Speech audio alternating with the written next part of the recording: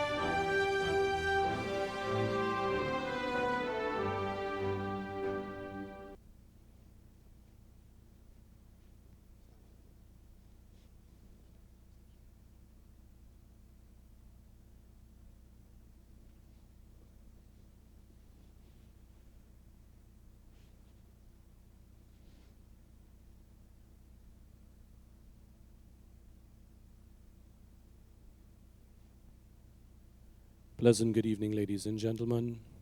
Thank you very much for accepting the invitation to be part of this very wonderful graduation ceremony this evening. Sit back and relax. You will be enjoying the proceedings momentarily.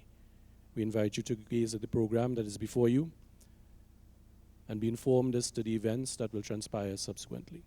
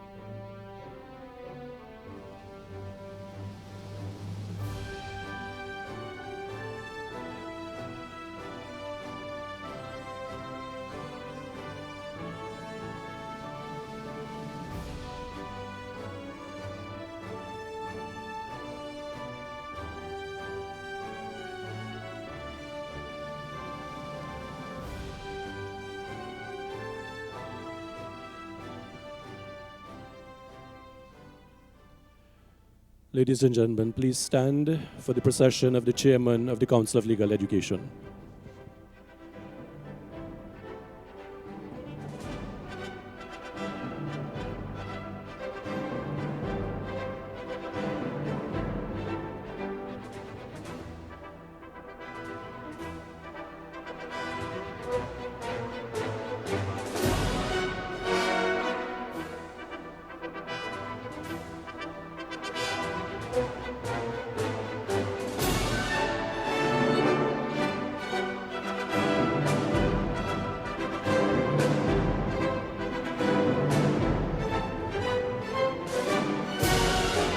Please be seated.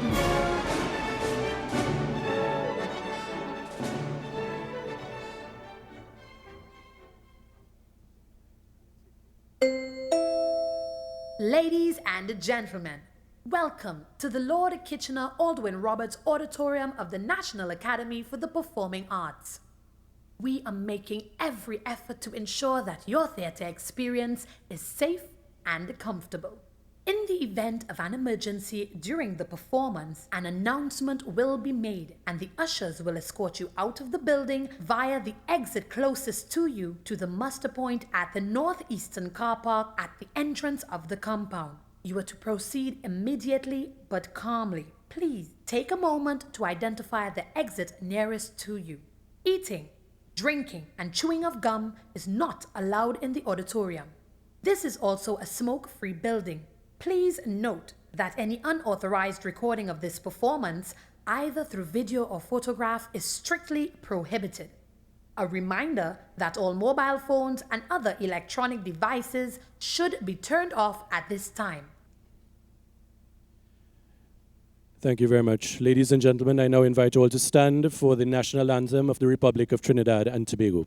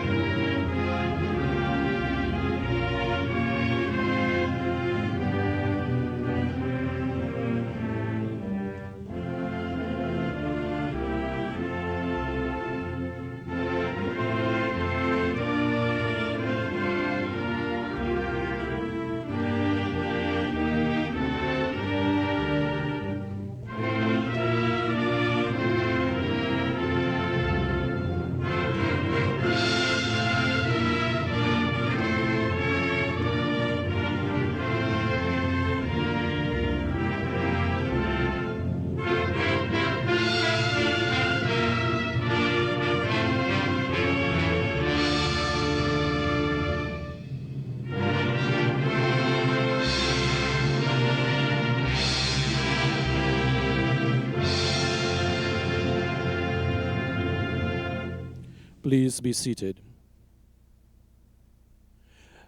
Ladies and gentlemen, I now invite to the podium the principal of the Hugh Law School, Ms. Miriam Samaru, who will be doing the introduction to the chairman of the Council of Legal Education.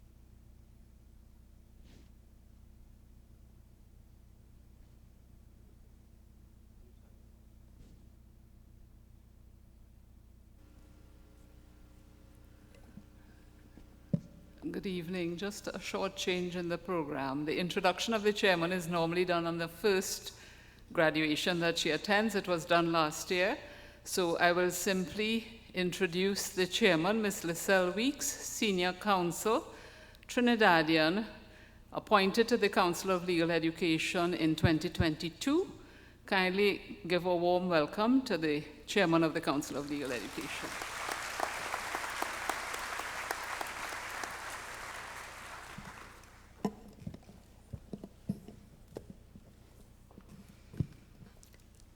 Mr. Reginald Amo, SC, Attorney General of Trinidad and Tobago, Honorable Judges of the Caribbean Court of Justice, Honorable Judges of the Supreme Court of Trinidad and Tobago, Senior Government Officials, Mr. Justin Simon, KC, today's featured speaker, former Attorney General of Antigua and Barbuda, Ms. Sherma Dalrymple, Director of Public Prosecutions of Dominica, Masters of the High Court, Magistrates, Principal Tonya Bastian Galanis of the Eugene DePooch Law School, and Principal Carol Einer of the Norman Manley Law School, staff, students, tutors, other distinguished guests, ladies and gentlemen, good afternoon.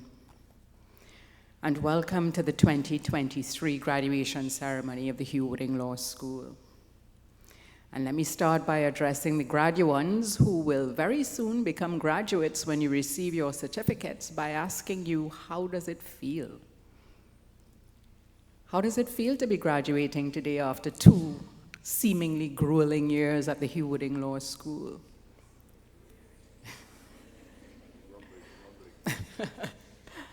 And can I ask you how it feels to be celebrating your graduation in tandem with the 50th anniversary of the institution that you're graduating from?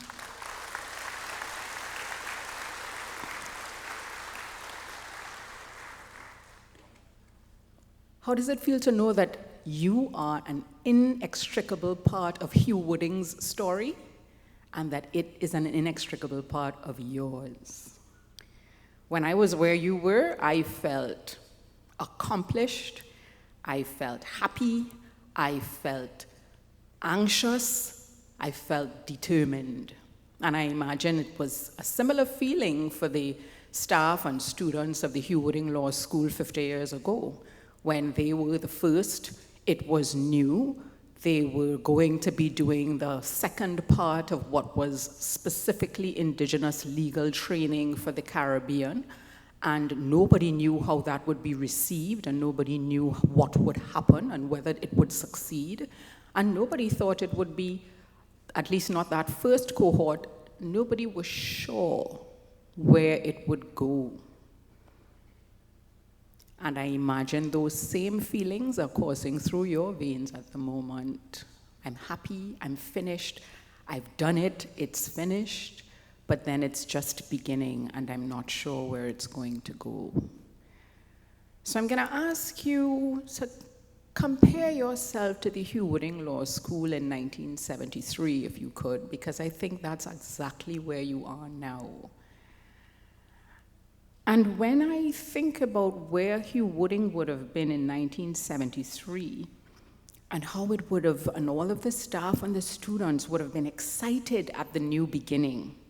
They would feel a sense of accomplishment at getting started, but they would have felt a sense of uncertainty as to its success, the success of the program, how the school would be viewed, how its certification would be ranked, its capacity to fill its mandate and purpose.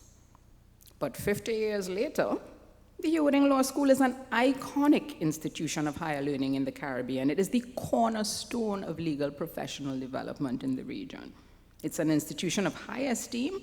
Its program and its certification is sought after for its pedigree, and its staff is of equal pedigree in quality and competence, consistently up to the task of meeting the school's mission through dedication to service and commitment to excellence.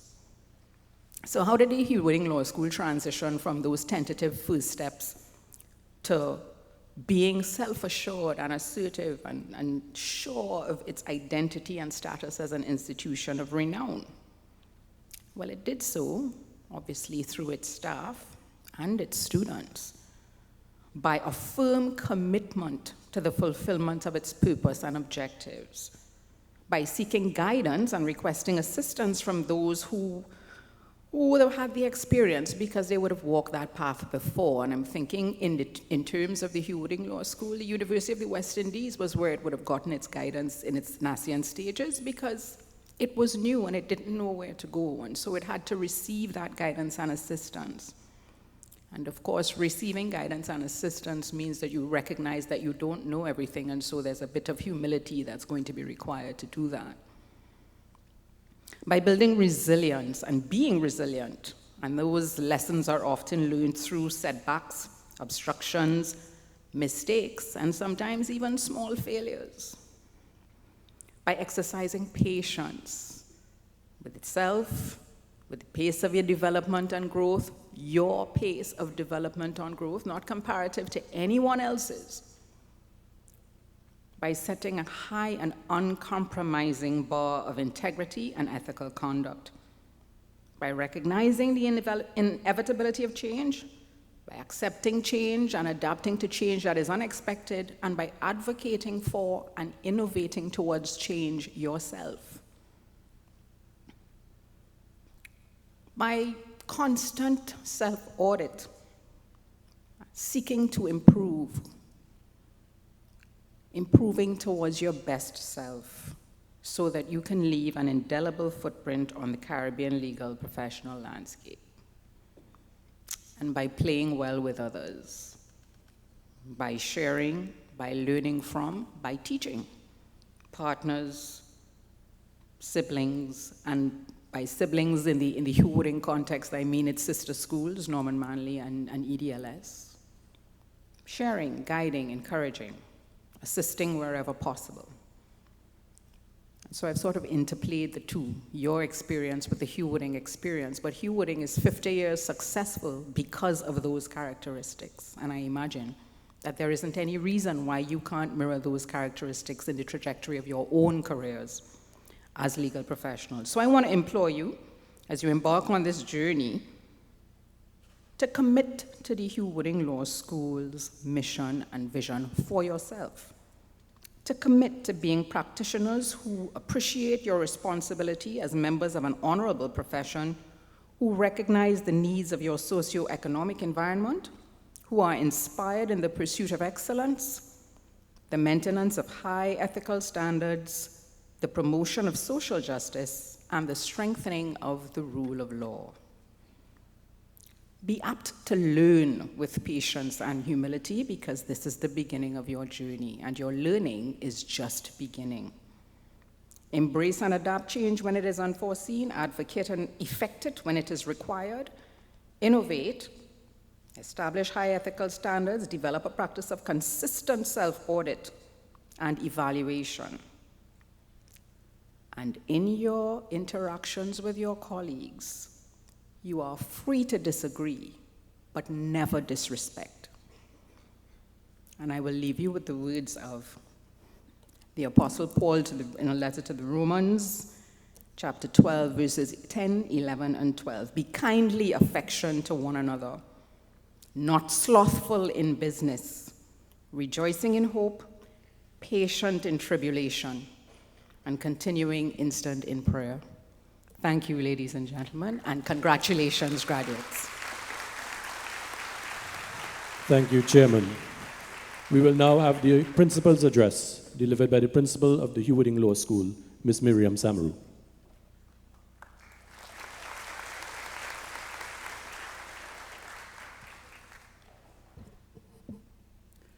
Mr. Reginald Armour, Senior Counsel, Attorney General of Trinidad and Tobago, Honorable Judges of the Caribbean Court of Justice, Honorable Judges of the Supreme Court of Trinidad and Tobago, Senior Government Officials, Mr. Justin Simon, King's Counsel, former Attorney General of Antigua and Barbuda, and our feature speaker, Ms. Sherma Dalrymple, Director of Public Prosecutions of Dominica, Masters of the High Court, Magistrates, Ms. Lisselle Weeks, Senior Counsel, Chairman of the Council of Legal Education, Mrs. Tonya Bastian Galanis, Principal of the Eugene Dupuch Law School, Ms. Carol Einer, Principal of the Norman Manley Law School, staff of the Hugh Wooding Law School, associate tutors of the law school, prize donors, graduands, other distinguished guests, ladies and gentlemen, friends all. As principal of the Hugh Wooding Law School, it is my honor and pleasure to stand before you today in the year of the Hugh Wooding Law School's Golden Jubilee to extend our congratulations to the class of 2023. With your indulgence, I would like to say a little about our 50th anniversary, and I would also like to impart a few words of guidance to this graduating class. What is the Hugh Wooding Law School? Some may say it is a beautiful building with the well-manicured lawns on Gordon Street in St. Augustine. Others, and I'm sure the graduates are among them, may say that it was the most 2 difficult years of their lives. For us, the Hugh Wooding Law School is its people, our committed and talented staff who have kept it running for the last 50 years. We must salute them for their dedication and perseverance, sometimes in very challenging circumstances. They are the people who are responsible for the student experience at the law school and for helping the graduates reach to this point in their legal career. Let me start by introducing our teaching staff, comprised of our course directors, a cadre of the most experienced and gifted teachers in all of the areas in the course of study at the law school. Together with their associate tutors, who are senior practitioners, judges, masters, registrars, and magistrates, they effectively deliver the training required to prepare our students for practice. I am proud to say that our course directors are lifelong learners and are constantly innovating, adapting, and improving their craft. They are a body of competent and effective trainers who are committed to excellence and continuous improvement. With the assistance of the IT department, they were able to deliver all of our services online when they were required to do so. I must express my sincere thanks and appreciation to the teaching staff, the IT department, and to Justice Gillian Lucky, who has decided, unfortunately, to retire from full-time teaching, much to our regret. Secondly, there are the 12 attorneys at law, including the director in the legal aid clinic at the law school.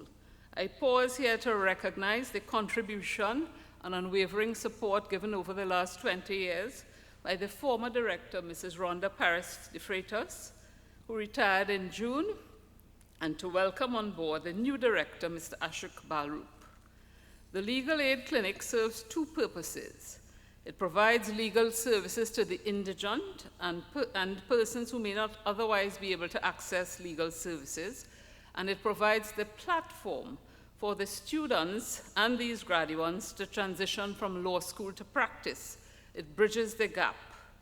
The team of attorneys at law in the law school's legal aid clinic have conduct of over 1,000 cases annually.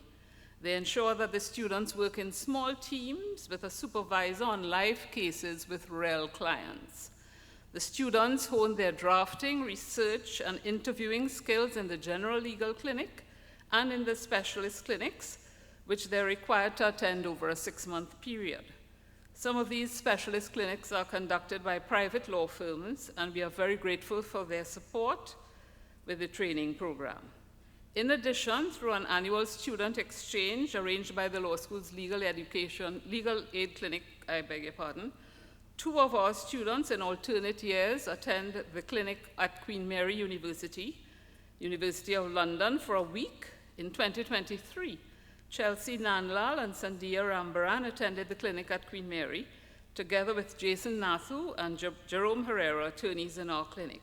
And we look forward to welcoming the students and staff of Queen Mary this year. All attorneys at law must be skilled in legal research. And to ensure that our students are properly trained in this area, the staff in the June Rennie Law Library undertake this responsibility. They train our students in legal research using the online databases of LexisNexis, Westlaw, and VLex.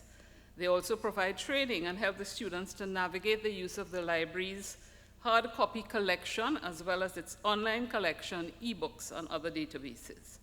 These graduates benefited from both the online offerings in the last year of the pandemic and the in-person offerings in the last academic year. To ensure that the law school remains fit for purpose and operates efficiently, the Quality Assurance Department conducts surveys, focus groups, audits, and institutional research projects on all processes, procedures, and services of the law school. The Registrar's Department helped the graduates navigate all procedures from admission to graduation and made the arrangements with various providers for professional counseling, medical services, and assistance throughout the 2-year period. Students in need were awarded bursaries and, in some instances, food cards for local supermarkets, as well as chits for our in-house cafeteria. That department also provided a working shuttle service and proper security at all times. The groundsmen and maintenance crew ensured a clean and safe environment for all. Finally, the law school would be nothing without its students. They were ably represented throughout the year by the executive of the Student Representative Association, under the presidency of Ms. Chelsea Nanlal and vice presidency of Mr. Shiva Baliram. All of the committee chairs, including jurisdictional committee chairs, who contributed to the student experience. They planned many events so that students were aware that the law school experience was not just about learning knowledge and acquiring skills, but was also about developing social skills. The events throughout the year included hikes, picnics, workshops, mooting, mentorship, yoga, cocktail parties, and in one instance, I gather the students were transported to Paris for a cocktail party. There were various island nights and other activities. Together with the law school, they hosted a Christmas luncheon for those regional students who opted to remain in Trinidad and Tobago during the Christmas break. The student experience was complete with these events. For our 50th anniversary, we have decided to honor our past, celebrate our achievements, and embrace our future. What is our past and how should it be honored? As graduates of this esteemed institution, you must always remember that you are standing on the shoulders of those who came before you, those who entered the law school in 1973, the pioneers, the adventurers, the daring. And quite a number of those persons are still with us today. The guest speaker for this ceremony, Mr. Justin Simon, King's Counsel, former Attorney General of Antigua and Barbuda, and a former member of council, is a member of the first graduating class. In 1975, Sir William Douglas, Chairman of the Council of Legal Education, had this to say to that graduating class of Hugh Law School. The practice of law is always changing. It must change to keep abreast of the social and technical forces in society and in government which shape our countries. We in the Council of Legal Education believe that our graduates will practice law more intelligently and lead their communities more responsibly because they have had an insight into the continuous impact of social changes in the law and in turn on the impact of law on social behavior. 50 years later, the same is applicable. We expect these graduates to become leaders in their communities who are mindful of the needs of their socio-economic environment. We expect that they will become attorneys at law who will conduct themselves in a manner that honors the illustrious jurist whose name the law school bears, the late Sir Hugh Oliver Beresford Wooding, QC, OBE. Sir Hugh was one of the pioneers and founding fathers of the West Indian system of legal education from which we have all benefited. Emulate his career, his high professional standards, his phenomenal success, and professional achievements as you navigate the waters of your legal career. What are some of the achievements we celebrate? Well, I can go on and on about our many achievements, but you may be relieved to hear that I will give some highlights only. The Hugh Wooding Law School has produced leaders across the region and internationally. Our graduates include 4 judges of the Caribbean Court of Justice, including the President, the Chief Justices of Belize, Barbados, Trinidad and Tobago, and the Chancellor of the Judiciary of Guyana, judges and other judicial officers of the OECS, Barbados, Guyana, Trinidad and Tobago, and Belize, the Attorneys General of Barbados, Guyana, Dominica, Grenada, and Trinidad and Tobago, the Prime Minister of Grenada and 2 former Prime Ministers of Barbados, as well as the first female Prime Minister of Trinidad and Tobago, the first female President of the Republic of Trinidad and Tobago and the Republic of Barbados, 3 judges of the International Criminal Court in The Hague, parliamentarians across the region, and some of the best practitioners and academics in the region. We have a lot to be proud of. And as the young people would say, Hugh Wooding don't play. Our students have also excelled regionally and internationally over the years in mooting and mediation competitions. We are the holders of 2 shields in the Margaret Fort Regional Moot Court competition. And the shield is awarded to the law school with the most wins recorded on it. In addition to the regional competition, in the pre-pandemic years, the law school participated in the ICC mediation competitions held in various countries around the world, the Stetson Environmental Law Moot in Florida, the University of Leiden Children's Moot competition in the Netherlands, a Commonwealth Law Moot, and the Monroe E. Price Media Law Moot in Oxford. Again, we chant, Hugh Wooding don't play.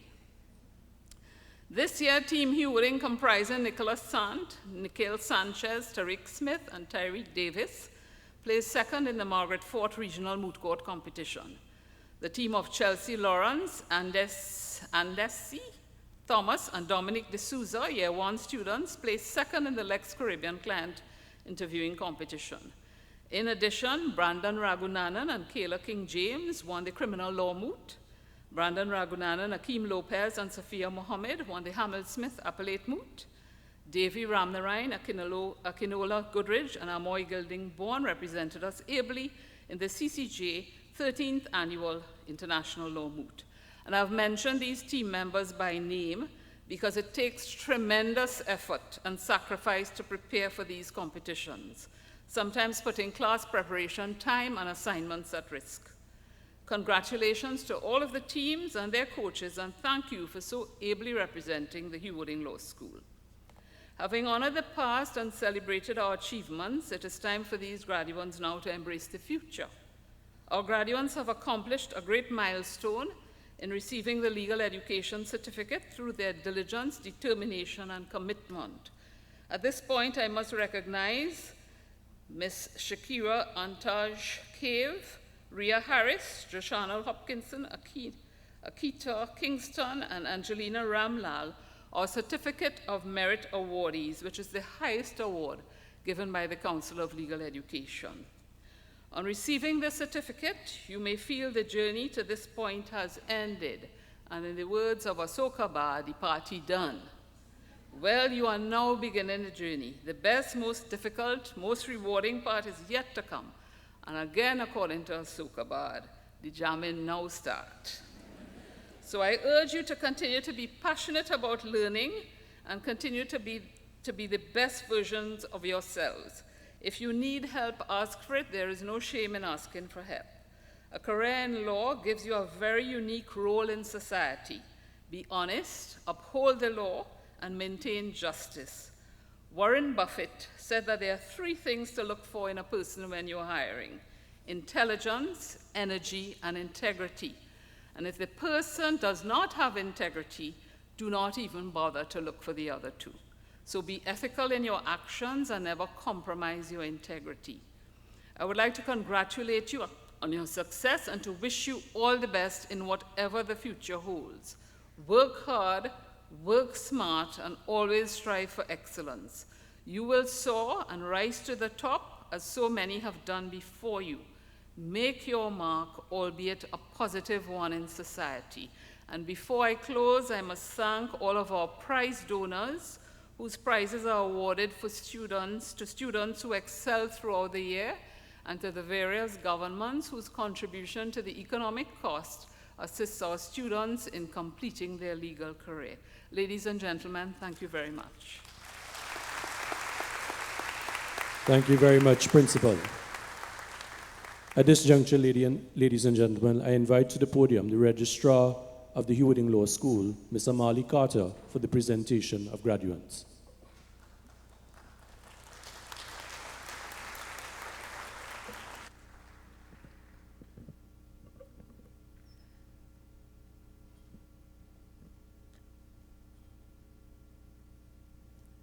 Madam Chairman,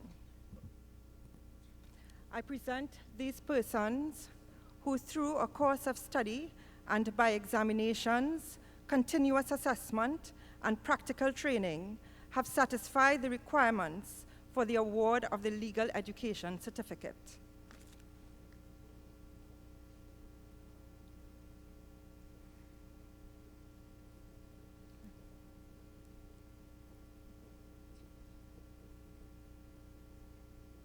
Certificate of Merit. The following persons have maintained A grades in at least 9 of their 11 courses over their 2 years of study. Rhea Harris.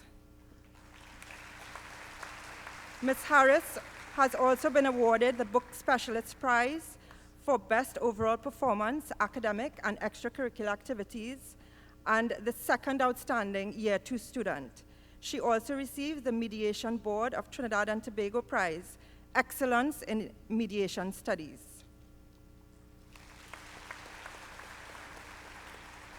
Joshana Hopkinson.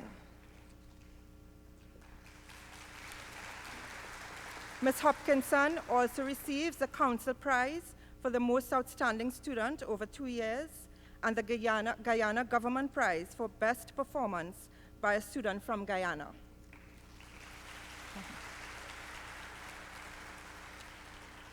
Akita Kingston.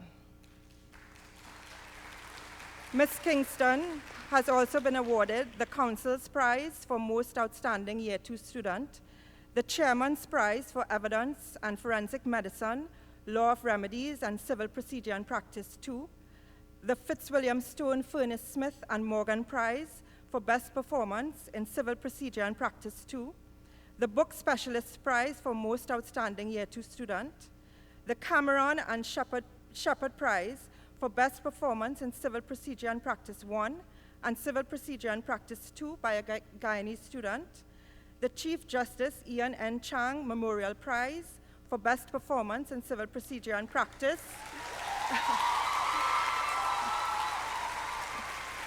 and the Punai Prize for Best Performance in Roman Dutch Conveyancing.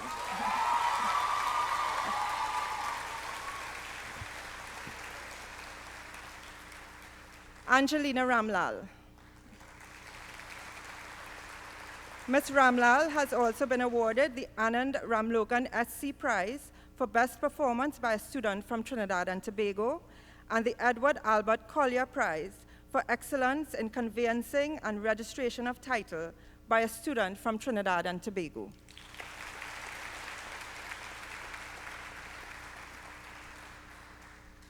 The Principal's Roll of Honor.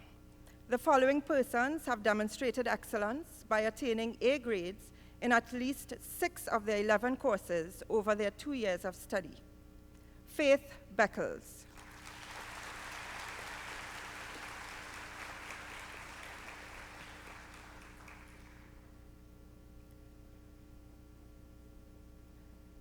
Akila Best.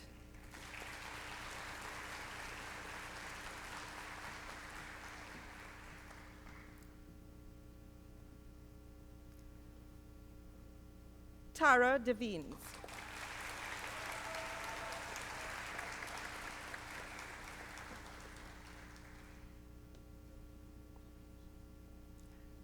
Akash Hero.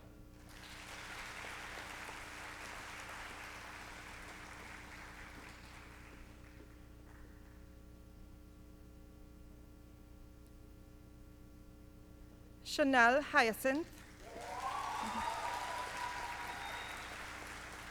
Ms. Hyacinth has also been awarded the Grenada Bar Association Award for Excellence, Best Performance by a Student from Grenada.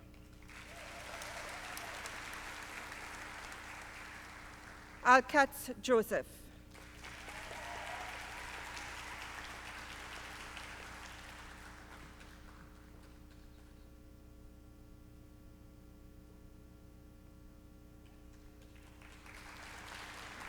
Michaela Miguel.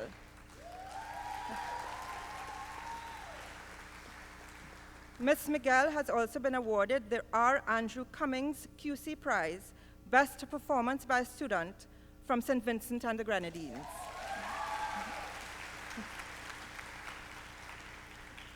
Aaron Morales.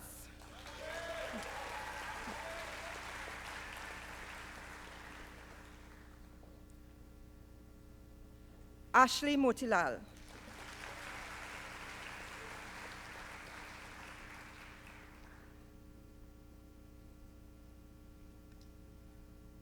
Samantha Olivier.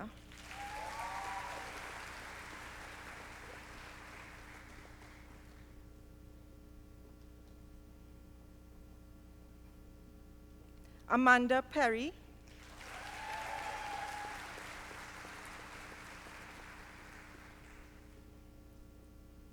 Sandhya Rambaran.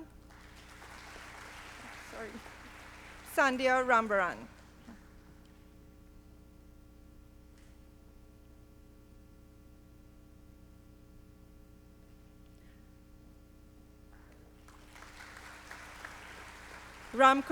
Ramkumari Ramdas.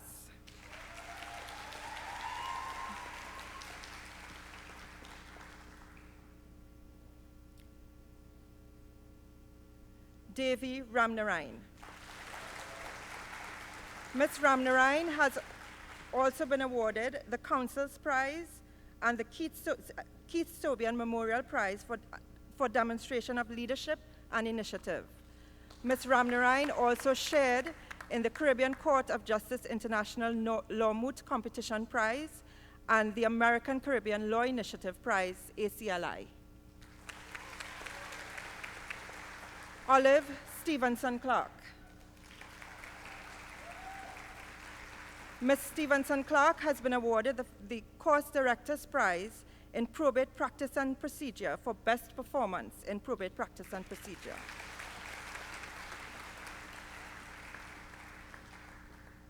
The following persons completed the academic requirements for the award of the Legal Education Certificate. Wayne Abbott.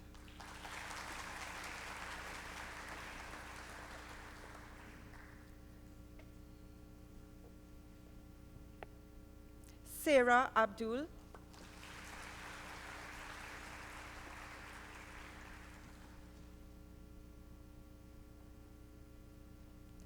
Nalisha Adams.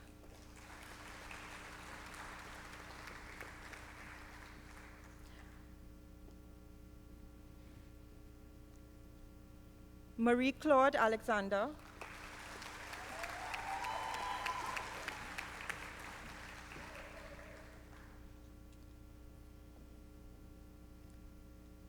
Sasha Ali.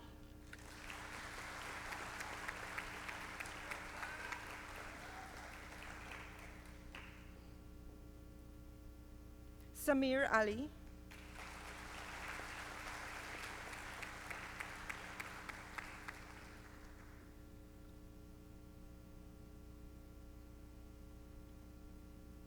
Emerald Alves.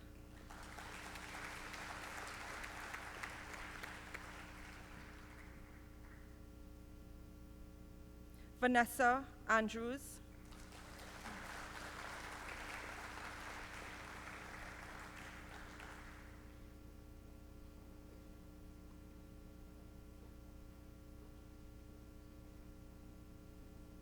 Ariel Archibald.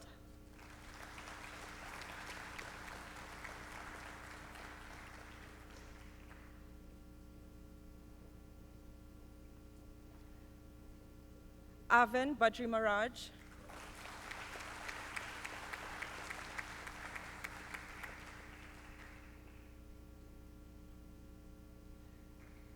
Tracy Baichan.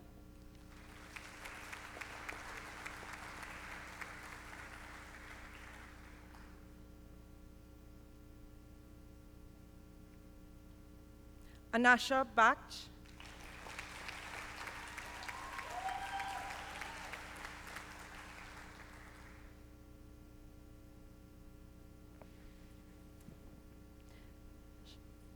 Shiva Baliram.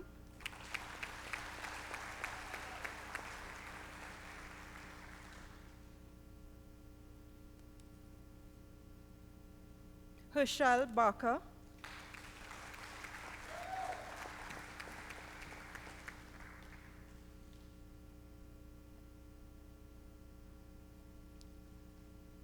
Zoan Barlow.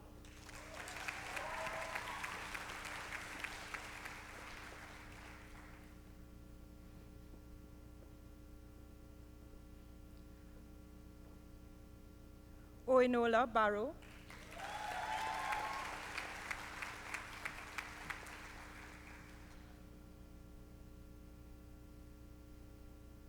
Ashray Batson.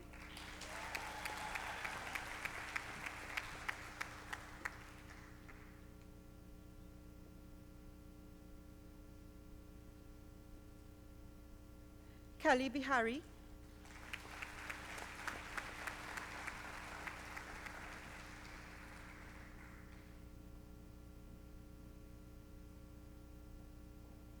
Christopher Belfield. Mr. Belfield also shares in the prize of the Ifoma Soyinka Prize for a demonstration of civic engagement. Hadia Benjamin.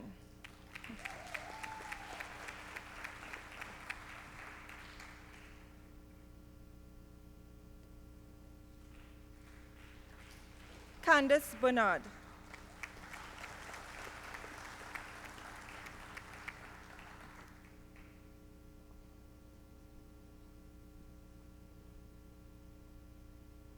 Shanice Besson.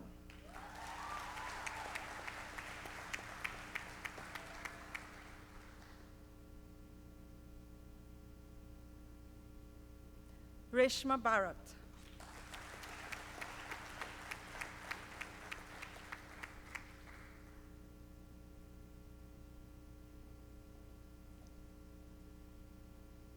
Kellyanne Blackman.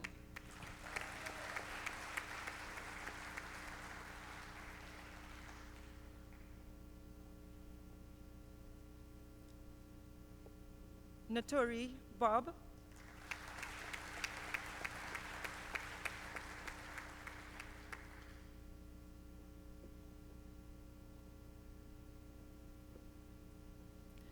Mia Braffett.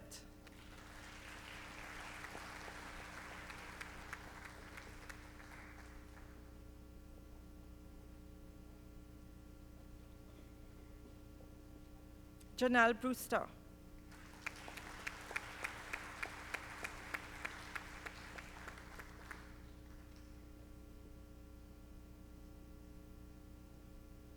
Paula Brewster.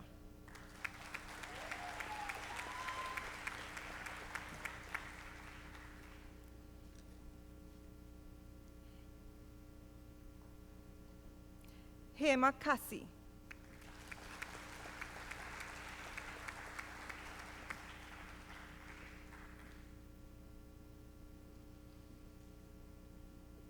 Christian Chandler.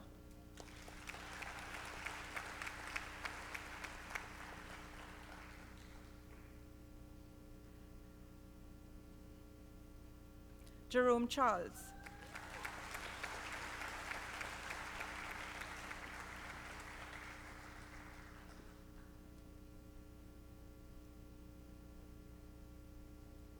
Precious Charles.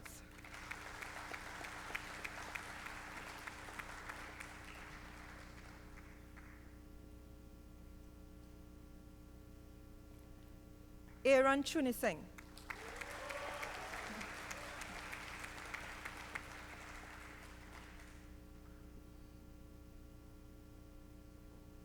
Sean Codrington.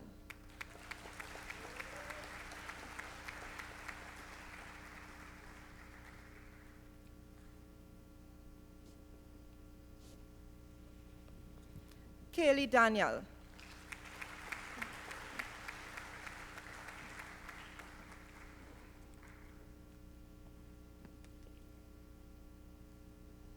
Kamla David.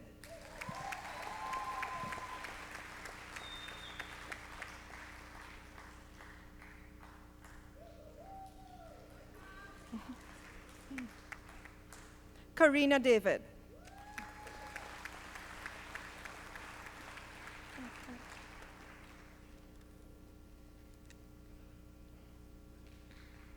Tyreek Davis. Mr. Davis shared in the Robert Matthew Salia Memorial Prize for Best Performance in Trial Advocacy, the Principal's Award for Advocacy, and the Justice Wendell Kangaloo Memorial Prize for Best Advocate, and the Margaret Fort Interlaw Schools Mooting Competition. Special Dazzle.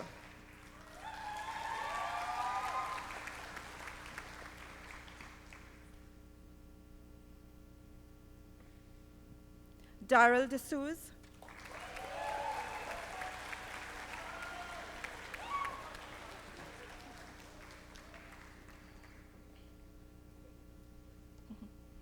Dana Dare.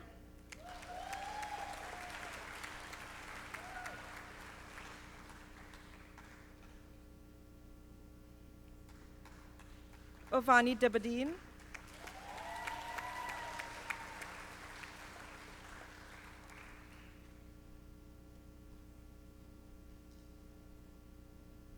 Brianna Deonarine.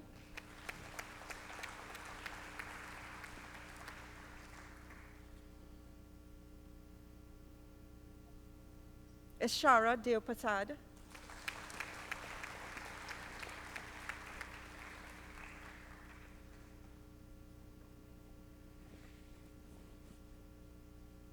Suwan Deosaran,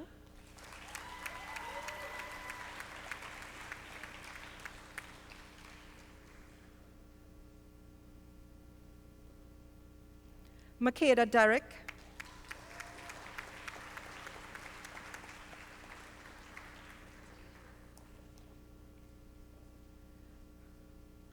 Anna Olivia Devonish,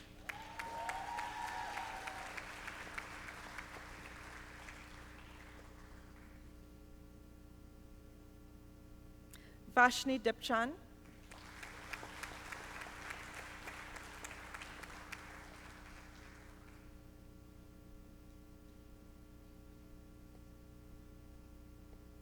Alexander Dolsing,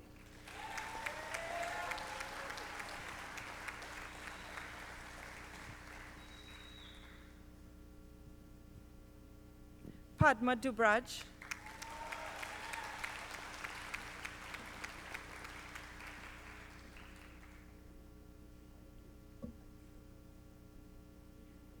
Tania Elliott,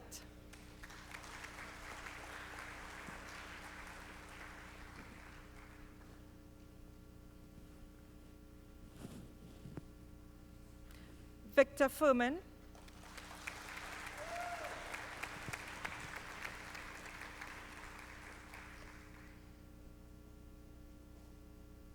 Adam Fernandez,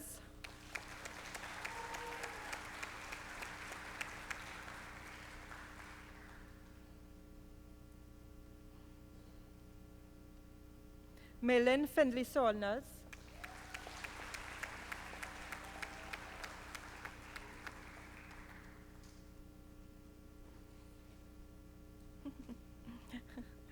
Kevon Forbes,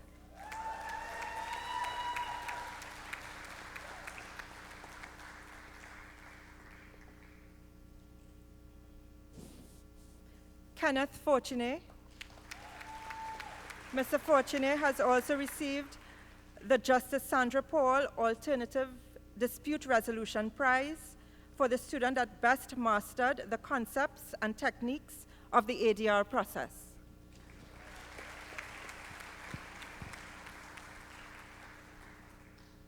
Alyssa Francis,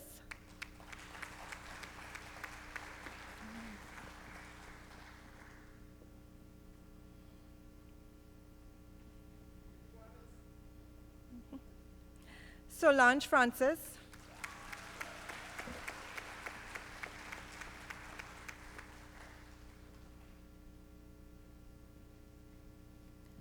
Chelsea Fraser,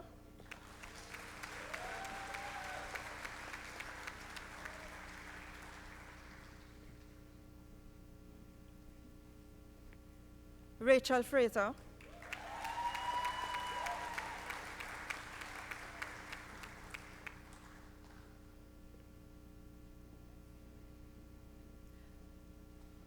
Samantha Frost,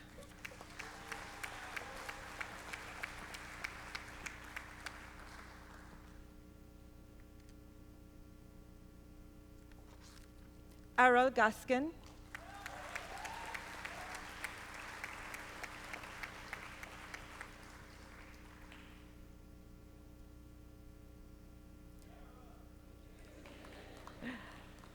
Shalini Gaya,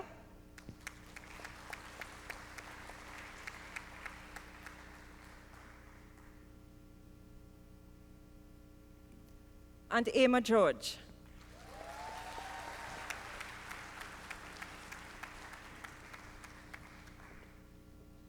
Thank you very much, Registrar.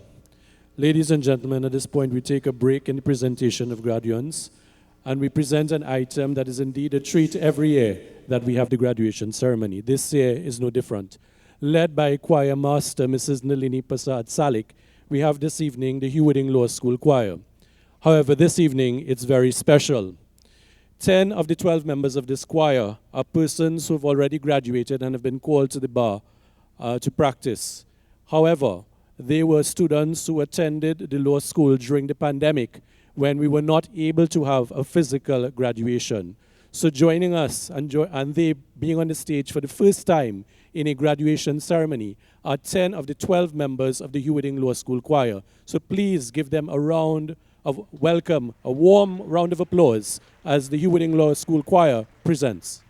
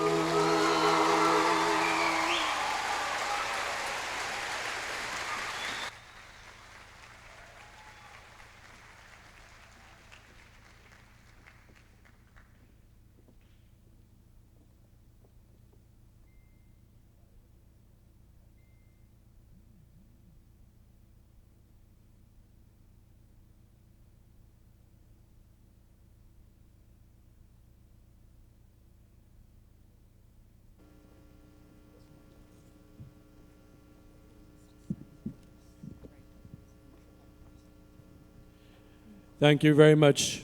Members of the choir of the Hugh Law School, please put your hands together once more.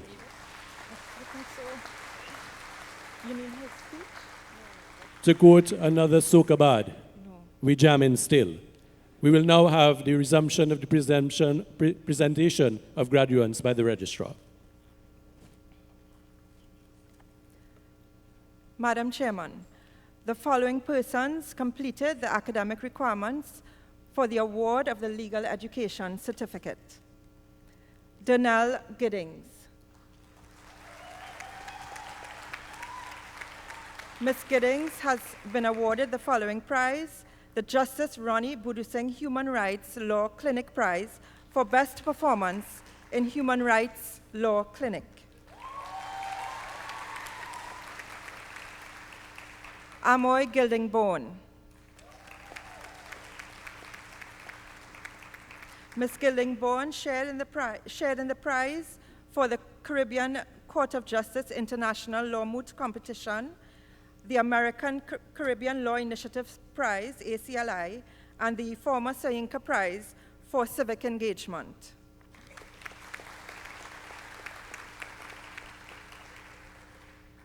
Akinola Goodridge. Mr. Goodridge shared in the Caribbean Court of Justice International Law Moot Competition and the American Caribbean Law Initiatives Prize. Megan Gopal Singh.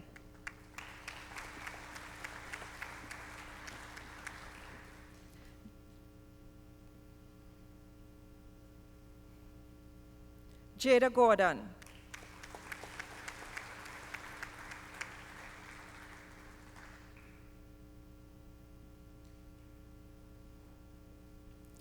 Sherivon Graham Moore. Sherivon Graham Moore.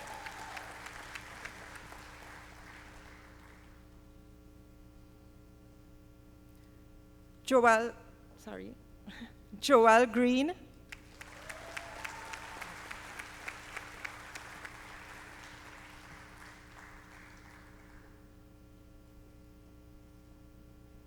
Subhash Hansraj.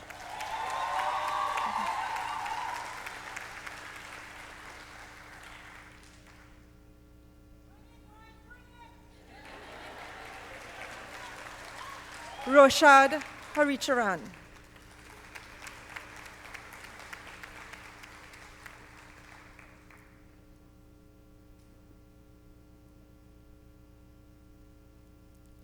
Rihanna Harry.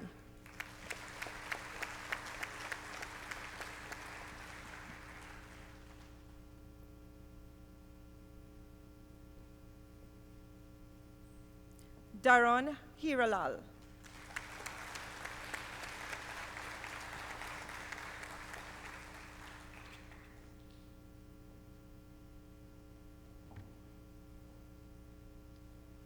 Nakeya Hanville.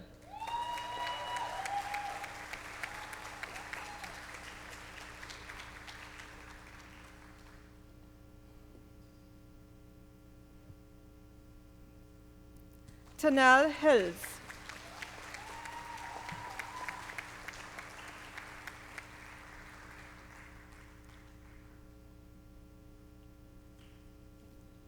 Courtney Holder.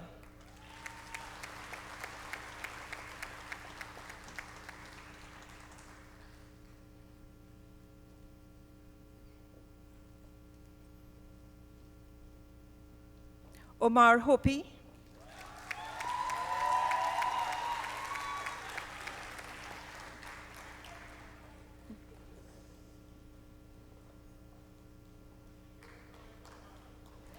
Barbara Eiffel.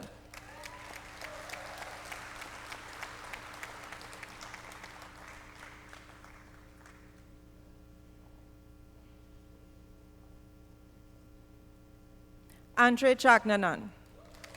Andre Jagnandan. Sorry.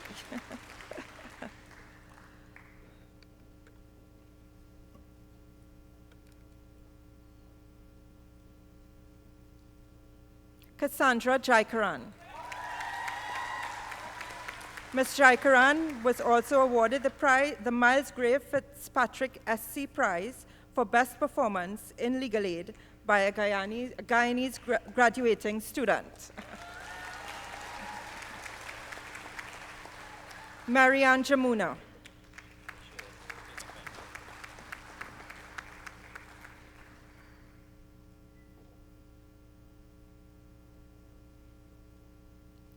Dalan Joe Lewis.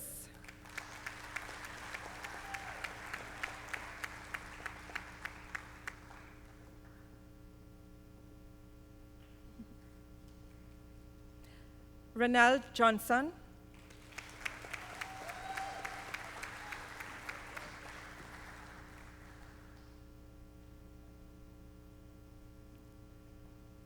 Hannah Jones.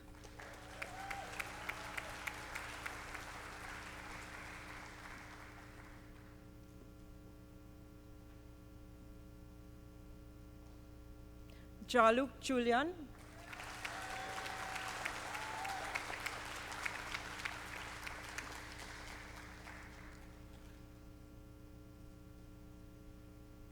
Melissa Jupiter.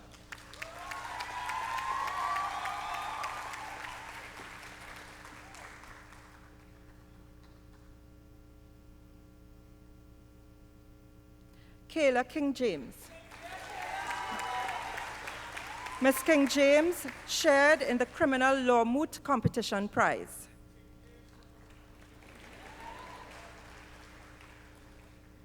Krishna Krishnan.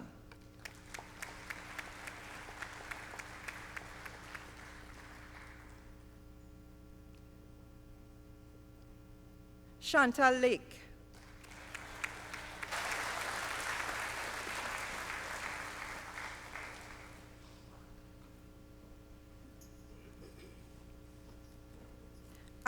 Akeem Lopez.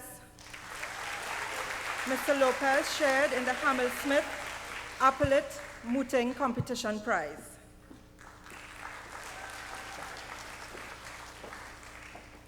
Khalifa Lovelace.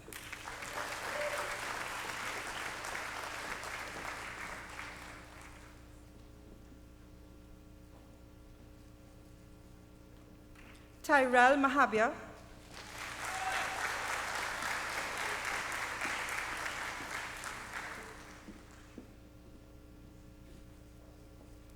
Amanda Mahabir Singh.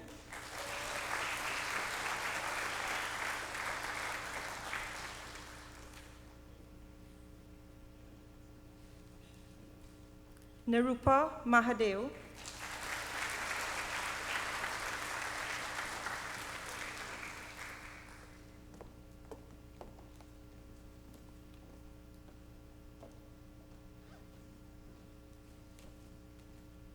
Shania Maharaj.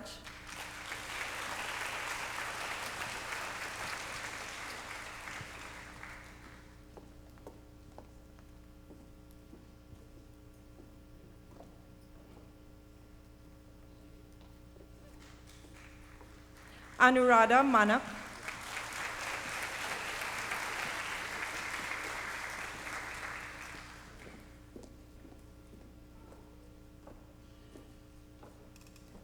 Abigail Manwood.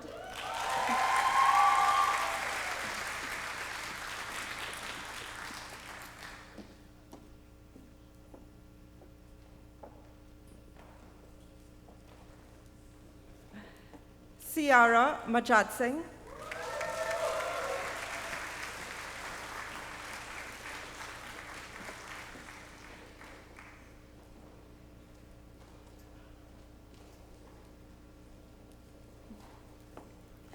Phoenix Mark. Ms. Mark shared in the Council's Prize for Most Outstanding Student in the Legal Aid Clinic. Mia Maskell.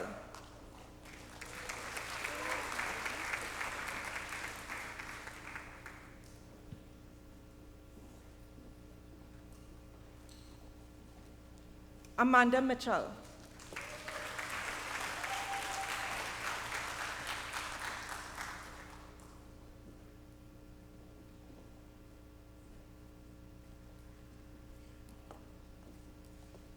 Malena Mohammed.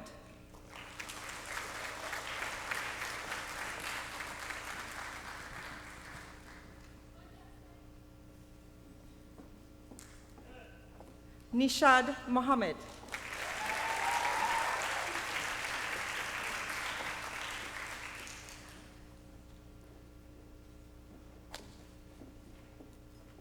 Raisa Mohammed.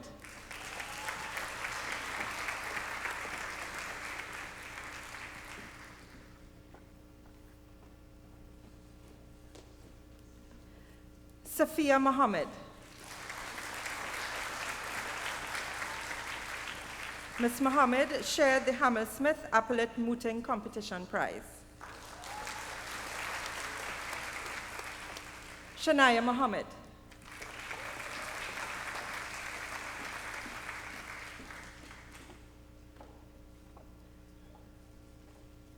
Tariq Mohammed.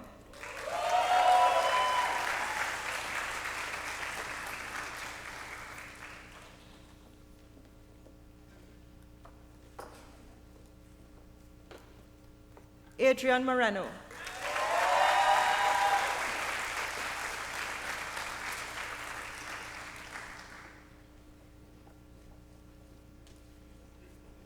Tashal Morris.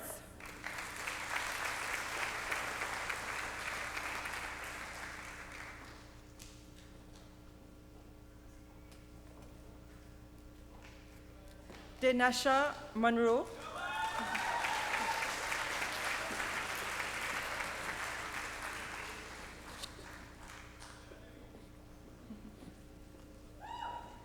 Chelsea Nandlal.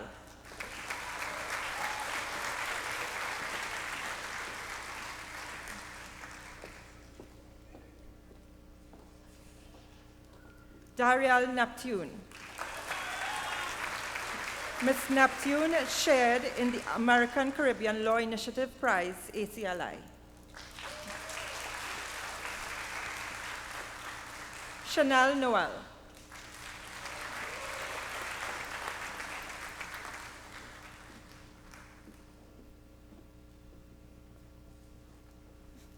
Kaside Nurse.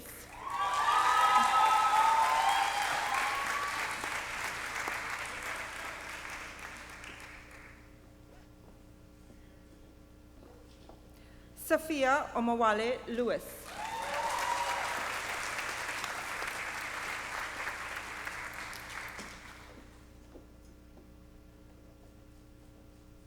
Nika Onua.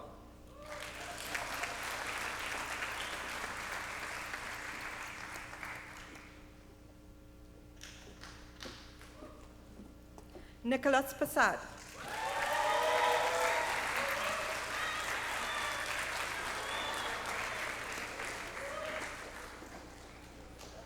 Meshawn Passad.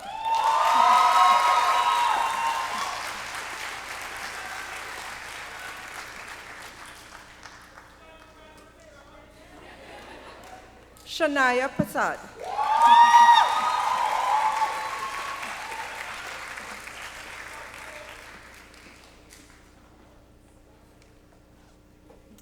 Dushanique Peters.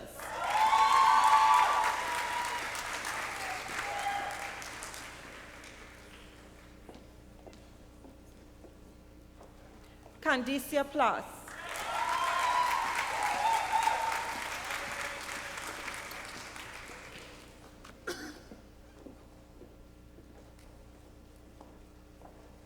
Ariel Palayo.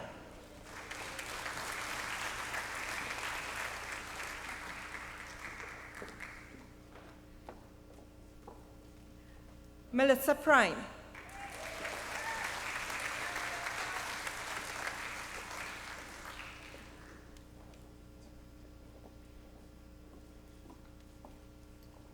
Brandon Ragunanan. Mr. Ragunanan has also been awarded the Trinidad and Tobago Law Association Prize for the student who showed the most dedication in the legal aid clinic. Mr. Ragunanan also shared in the Hammersmith Appellate Mooting Competition, the American Caribbean Law Initiative Prize, ACLI, and the Caribbean Law Moot Competition Prizes. Anju Ramkisoon.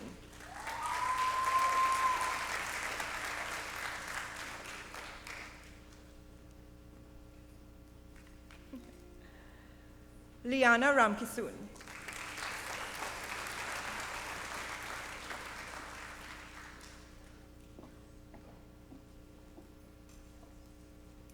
Alvaro Ramuta.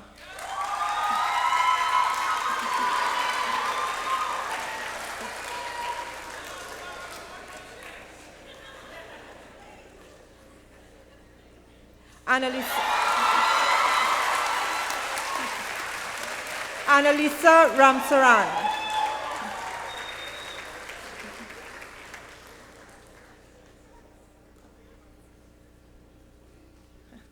Chanel Reyes.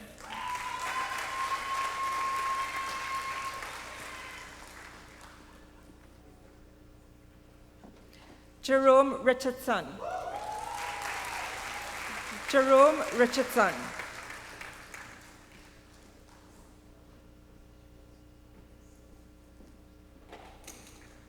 Michael Rivera.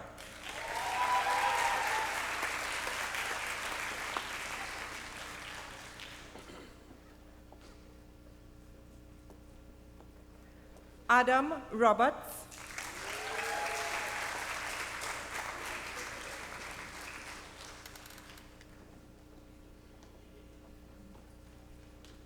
Jermaine Roberts.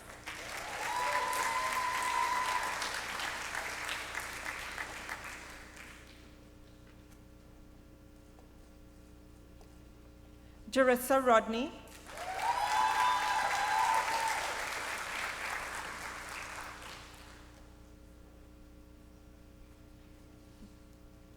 Letitia Samaru.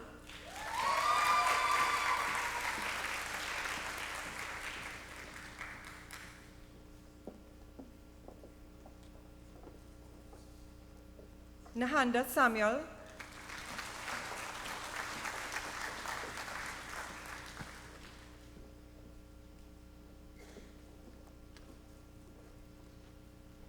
Nikhil Sanchez.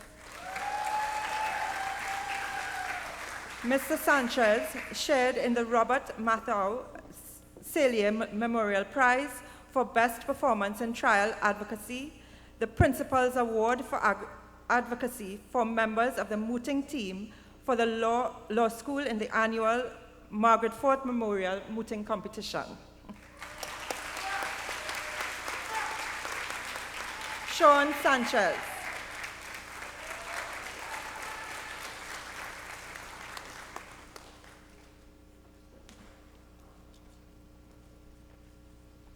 Nicholas Sant. Mr. Sant also shared the Robert Mathau Celia Memorial Prize for Best Performance in Trial Advocacy, the Principal's Award for Advocacy for members of the mooting team for the law school in the annual Margaret Fort Memorial Mooting Competition, and the Justice Wendell Kangaloo Memorial Prize for Best Advocate, and the Margaret Fort Interlaw Schools Mooting Competition. Mikhail So.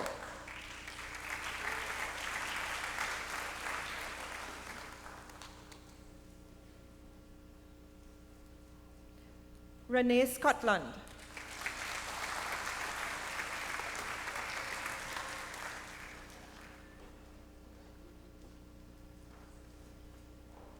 Kimberly Singh.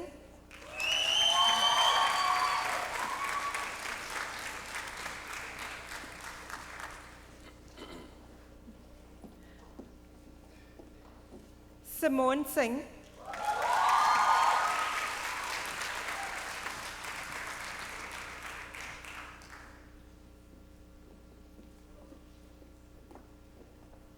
Abigail Sisnat.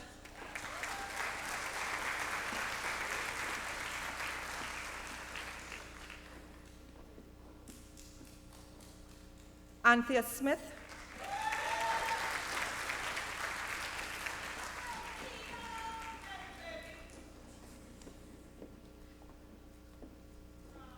Melissa Smith.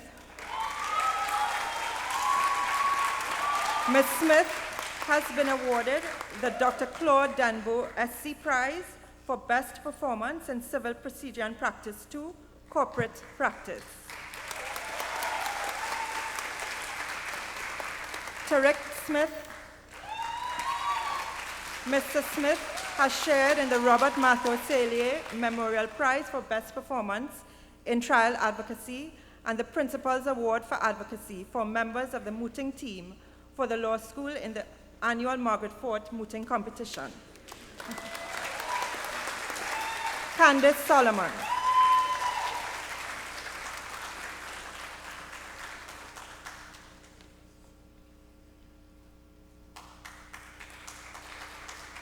Mohani Sudama.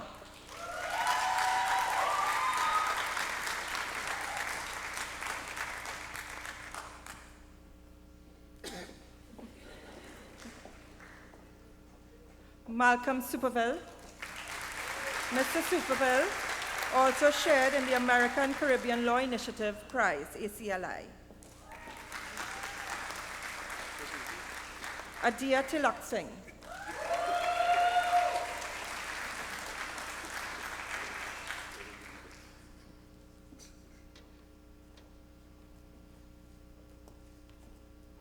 Raven Tyson Edwards.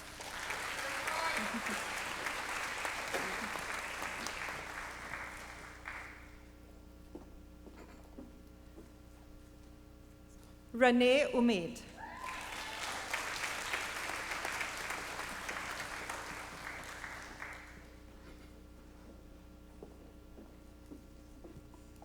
Sharon Van Ganderen Stanton.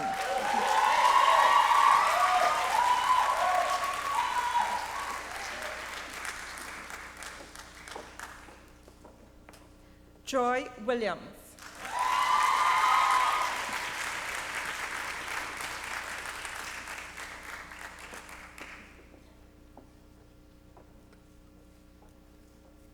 Lamar Williams.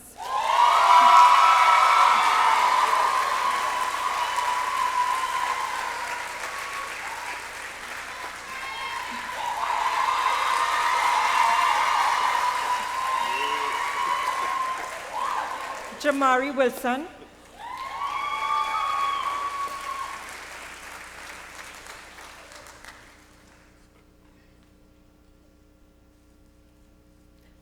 And Leon Young.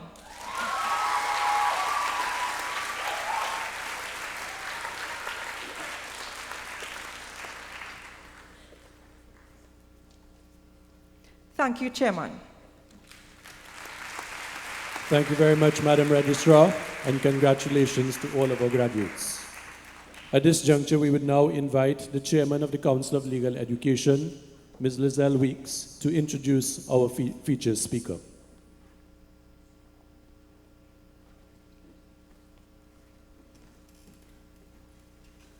Thank you, Master of Ceremonies. I'm going to defer to my senior, who is the Attorney General of Trinidad and Tobago, and who is a little bit more intimately familiar with our featured speaker, and he is going to move the welcome and introduction of Mr. Justin Simon, KC. AG?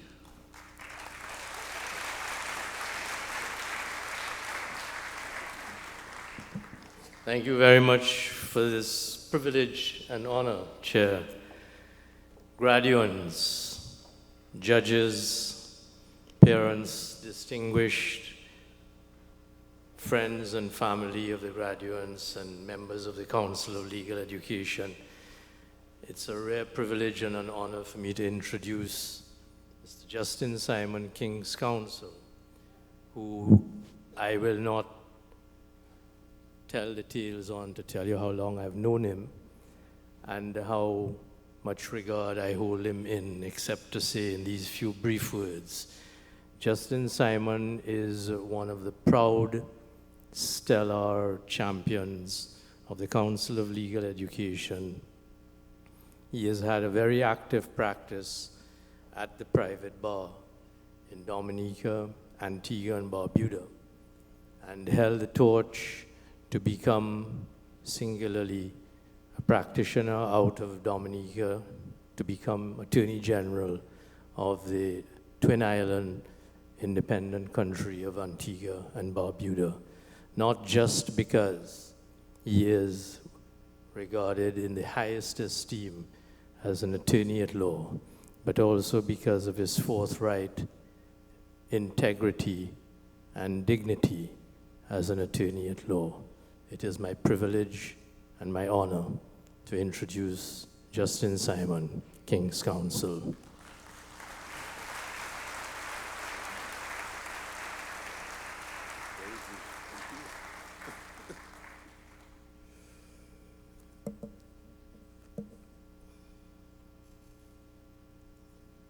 Madam Chair, Honorable Attorney General,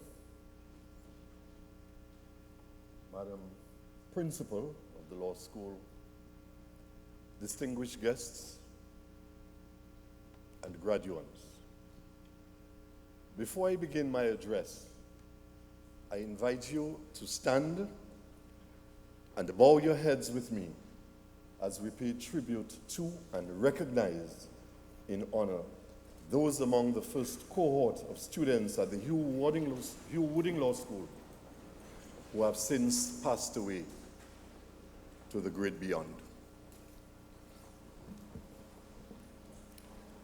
From St. Kitts and Nevis, Sir Tapley Wentworth Seton, QC, who served as Attorney General and latterly as Governor General. From Antigua and Barbuda, Conrad Richards, who served as Ambassador to Canada.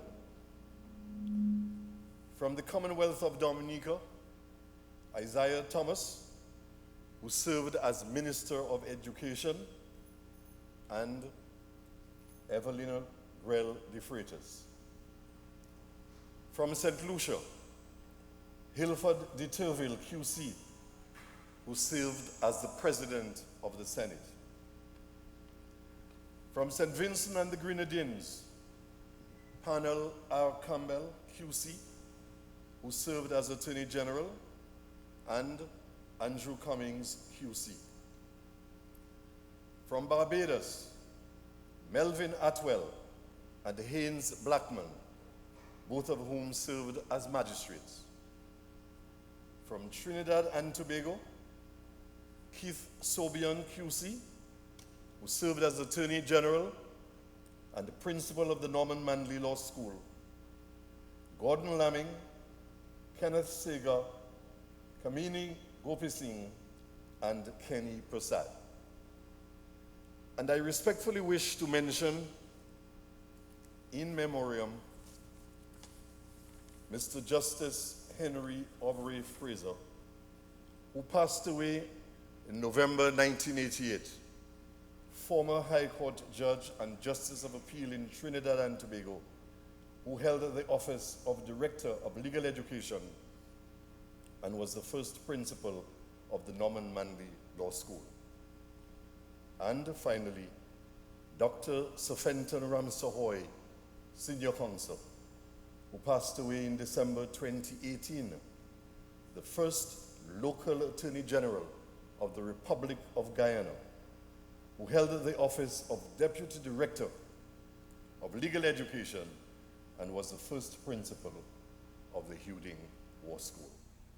Thank you all. You may now be seated.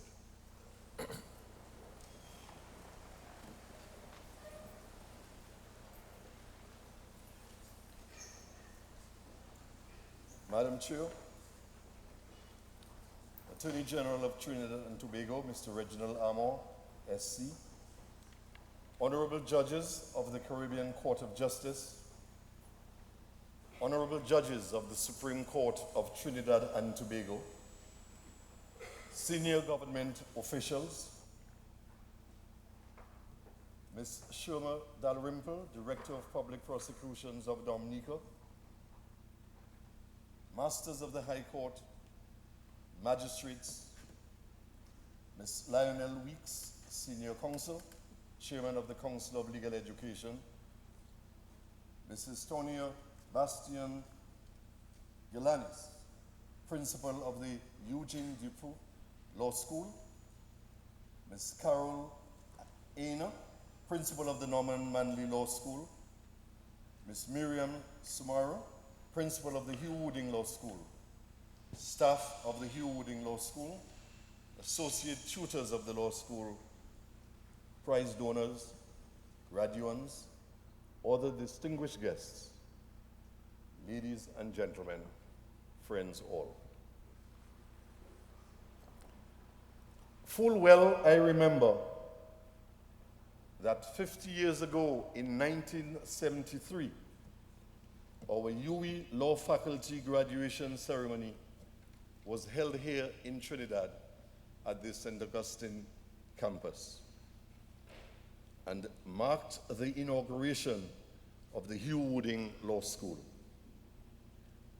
Our special guest on that occasion was the then Prime Minister of Jamaica, Mr. Michael Manley, one of my 4 Caribbean political heroes of yesteryear. He delivered the presentation address in his usual astute and inspirational manner. I pause here to indicate that I lack the ability to walk in the honorable gentleman's footsteps, even after 50 years of legal and political exposure. But I will seek to use this opportunity graciously afforded me by the Council of Legal Education to share with you my firm belief that you can be and ought to be agents of change for a progressive and developing legal and political ethos within our Caribbean community, from Belize in the south to the Bahamas in the north. As law graduates, you are now poised to begin the first chapter of your odyssey, your long, eventful, and adventurous journey through the never-ending corridors of legislative enactments and judicial decisions, whilst making time for social interaction and parental duties. You will be facing challenges whilst weathering the storm of disappointments and enjoying the heights of achievements as you set your goal and stay focused with, I sincerely hope, abundant faith in yourself. For many of us who began that journey 50 years ago, it was not easy. Fresh from our summer vacation, following the completion of our LLB sojourn at the Caville campus in Barbados, 34 of us arrived here in Trinidad and Tobago to begin our 2-year trek in St. Augustine at the Hugh Wooding Law School. Did I say 34? As compared to the number of graduates this year. These were challenging but exciting times under the general administrative direction of Dr. Fenton Ramsohoy, the principal. He who organized a formal dinner, social, and warned me that if I did not dance with the judges' wives, he would at the end of the term dance with my papers. For good measure, I should add that my first appearance before the Privy Council was as Dr. Ramsohoy's junior in December of 1992.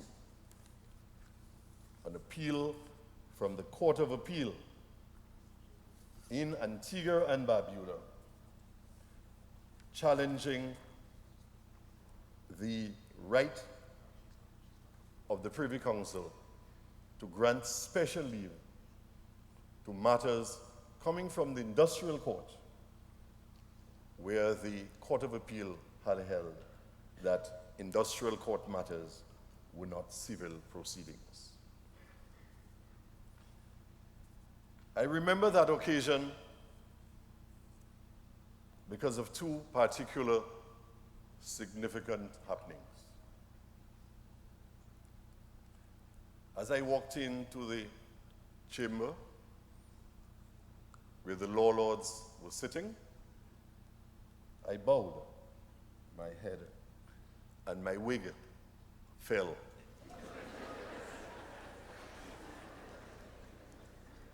Thankfully, I caught it in time, but I had borrowed it from a friend whose head was clearly bigger than mine.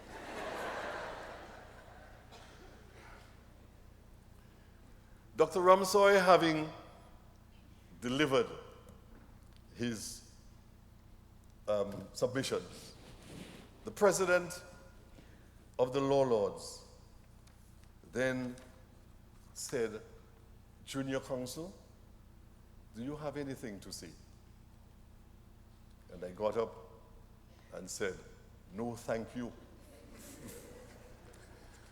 Well, at the end of the session, Dr. Ramsoy was not a happy person.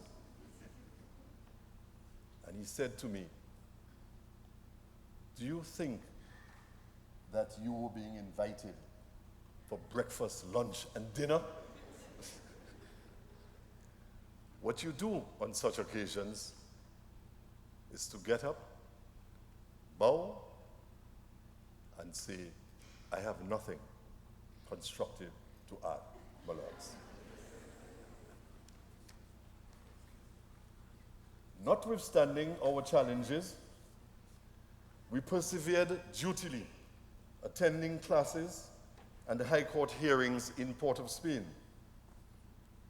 But finding the time to participate in carnival celebrations in February, Diwali Hindu Festival of Lights in October, and lovely Parang at Christmas.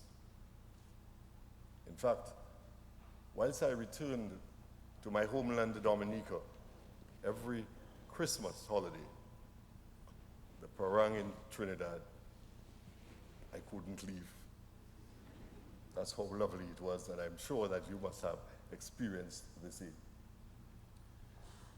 We often held caucuses on many substantial and procedural legal issues, and resolved in one instance to seek the abolition of the wigs as part of our formal court dress. I recall attending the Antigua and Barbuda Bar Association executive meeting, at which the issue of the continuing use of wigs was tabled for discussion. And when asked my opinion, I indicated, to the amazement of all, that I had no problems with the use of wigs.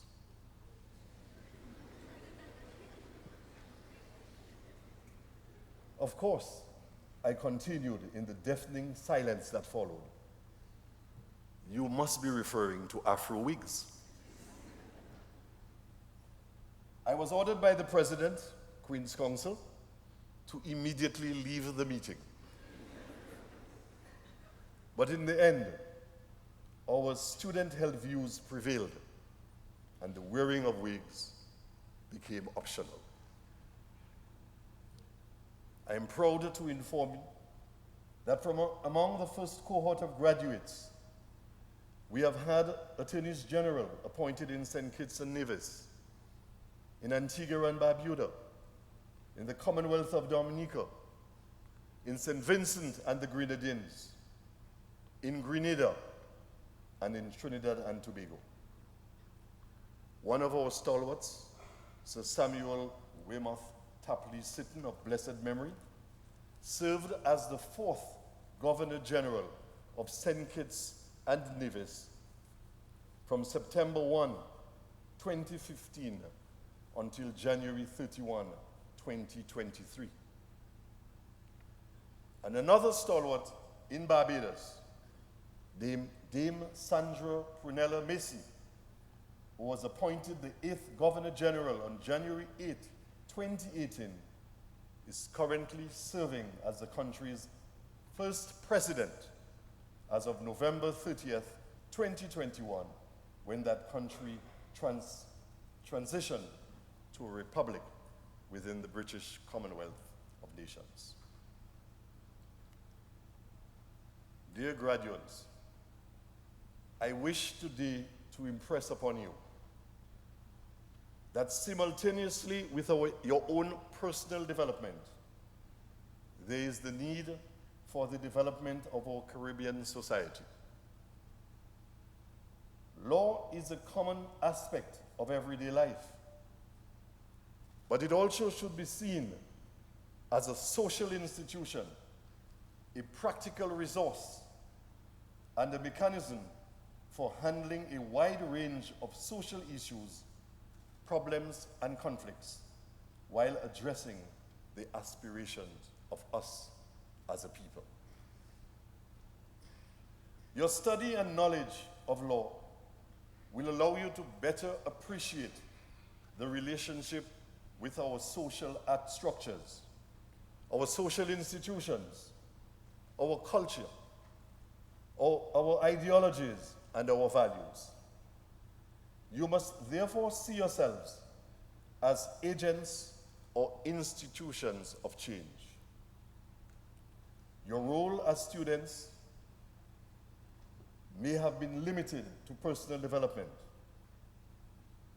But as you go out into the wider world as attorneys at law, additionally, you must be concerned in respect of the development and reform of our constitutional framework as independent states. One such area of concern should be our continued adherence as independent states to the Judicial Committee of the Privy Council as our final court of appeal.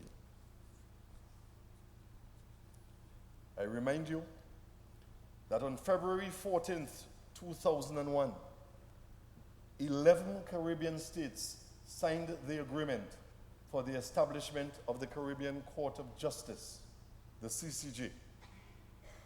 And in the preamble to that agreement, declared that they were, and I quote, convinced that the Caribbean Court of Justice, hereinafter referred to as the court, will have a determinative role in the further development of Caribbean jurisprudence through the judicial process, unquote.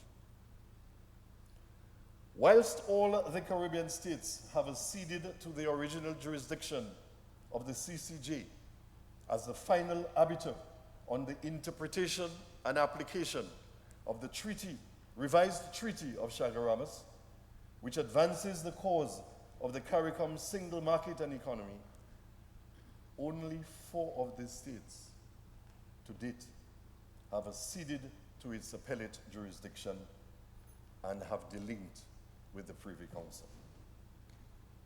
They have, by that course of action, improved their citizens' access to justice, and in the process are developing a distinctively Caribbean jurisprudence.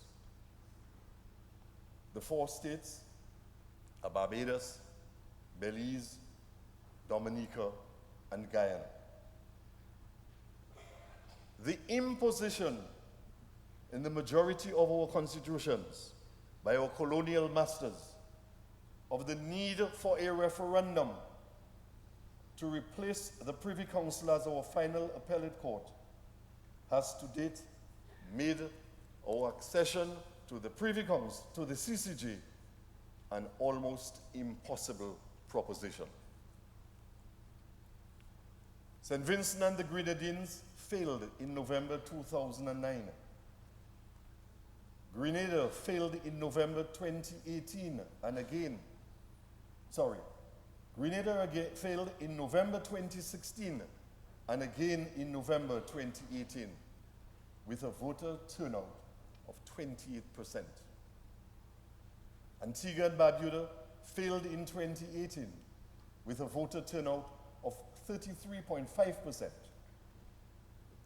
In none of these three countries was there ever a simple majority in favor of the CCJ, let alone the 2/3 majority required by the respective constitutions. There is no doubt in my mind that our now ingrained culture of political tribalism has contributed to the failure of these referenda. Our political parties, when not in government, and I hesitate to use the word power, which they love to say, seem to have only one aim, that is, to put out the government by opposing every government proposal, even if it is in the best interest of the country. And that in turn has created and fostered a divisive populace. You, as young, educated, exposed, and aspiring leaders, needed to play a part in seeking and effecting that much needed change. Consider it your duty to inform and educate the public whenever that issue arises. I pray that you let your voices be heard. The renowned Jamaica Attorney at Law, Lloyd G. Barnett, O.J. King's Counsel, has opined in addressing a 2015 law conference held in Jamaica that against our historical background of slavery and colonial domination, it is surprising that when the former British colonies of the Caribbean emerged from their colonial status, they selected to retain the Privy Council as their final appellate court. In his address, he continued, and I quote, "While it is true that in the last century, the Privy Council, in its reformed judicial manifestation, has provided high-quality judicial service to the Caribbean members of the Commonwealth, it is remarkable that unlike the vast majority of former colonies, having less historical justification, we have, to a large extent, insisted on clinging to its overreaching jurisdiction." End of quote. We must all unite in fraternal sisterhood and brotherhood to make that change. It will not be an easy task, given prevailing circumstances, but we must, from time to time, remind ourselves of the stated vision of the Caribbean Court of Justice. And I quote, "To provide for the Caribbean community an accessible, fair, efficient, innovative, and impartial judicial system built on a jurisprudence reflective of our history, values, and traditions, while maintaining an inspirational independent institution worthy of emulation by the courts of the region and the trust and confidence of its people." Unquote. It is therefore important to note that the integrity of the CCJ and its insulation from political interference or influence are, in my view, guaranteed by 5 main characteristics which are contained in its incorporating agreement, which in turn is to be entrenched in our respective state constitutions following a yes vote at a referendum. Firstly, the high qualification criteria required for appointment to hold office as CCJ judges. Secondly, that the appointment and removal process is placed in the hands of an 11-member Regional Judicial and Legal Services Commission comprising of persons nominated by legal and quasi-judicial bodies across the length and breadth of the Caribbean. Thirdly, that the judges enjoy security of tenure up to the mandatory retirement age of 75 years. Fourthly, the requirement that legislation is to be passed by each state for the purpose of ensuring that any judgment, decree, order, or sentence of the CCJ shall be enforced by local courts and authorities. And fifthly, very importantly, the financial provision for funding the court by an independently run trust fund. That was a first in national and international judicial circles. Finally, I caution you that your aims, goals, and visions will not be shared by all. You may be criticized and ridiculed for your efforts, and obstacles will be placed in your chosen paths, even by those who stand to benefit by your efforts and your actions. But I strongly urge you to take comfort, as I currently do, in the immortal opening words of Charles Dickens, the English novelist, in his novel, A Tale of Two Cities, as he described the world of conflicting aspirations around him. You too will find yourselves within that conflicting aspirations of our Caribbean society. And I quote, "It is the best of times, it is the worst of times. It is the age of wisdom, it is the age of foolishness. It is the epoch of belief, it is the epoch of incredulity. It is the season of light, it is the season of darkness. It is the spring of hope, it is the winter of despair. We have everything before us, yet nothing before us. But it is high time that we pursue that laudable aim of ensuring that the Caribbean Court of Justice, our own indigenous institution, becomes, in every one of our states, the final appellate court, thereby debunking, abolishing the Judicial Committee of the Privy Council.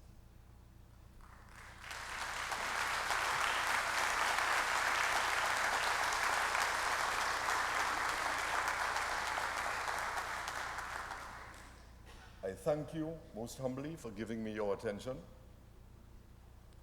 and I urge you to be courageous and keep faith with yourself as you continue your legal education, because it is far from over.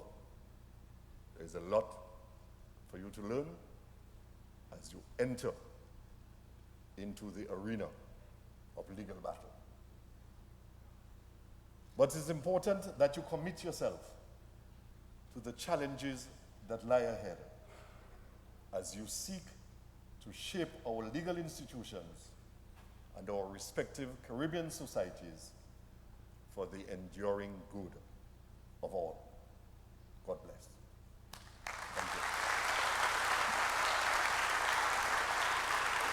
Thank you very much, Mr. Justin Simon, King's Counsel. We will now have the response delivered by a member of the graduating class, Ms. Rhea Harris. Please give her a warm welcome.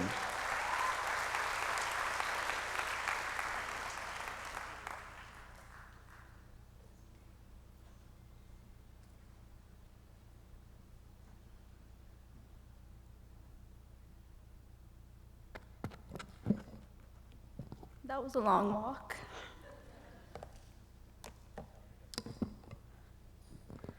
Honorable Reginald Armour, Senior Counsel, Attorney General, and Minister of Legal Affairs, Honorable Judges of the Caribbean Court of Justice, Honorable Judges of the Supreme Court of Trinidad and Tobago, Senior Government Officials, Mr. Justice Simon, King's Counsel, former Attorney General of Antigua and Barbuda, and our distinguished feature speaker, Ms. Sherman Dalrymple, Director of Public Prosecutions of Dominica, Masters of the High Court, Magistrates, Ms. Lizelle Weeks, Senior Counsel and Chairman of the Council of Legal Education, Mrs. Tanya Galanis, Principal of the Eugene Dupuch Law School, Ms. Carol Aina, Principal of the Norman Manley Law School, Ms. Miriam Samaru, Principal of the Hugh Law School, Madam Registrar, Course Directors, and Associate Tutors and staff of the Hugh Law School, prize donors, distinguished graduates of the Hugh Law School Class of 2023, ladies and gentlemen, friends all, a pleasant good evening. Today, we celebrate the culmination of hard work and persistence of our graduates. It would, however, be remiss of me not to mention that we also celebrate 50 years of the Hugh Law School.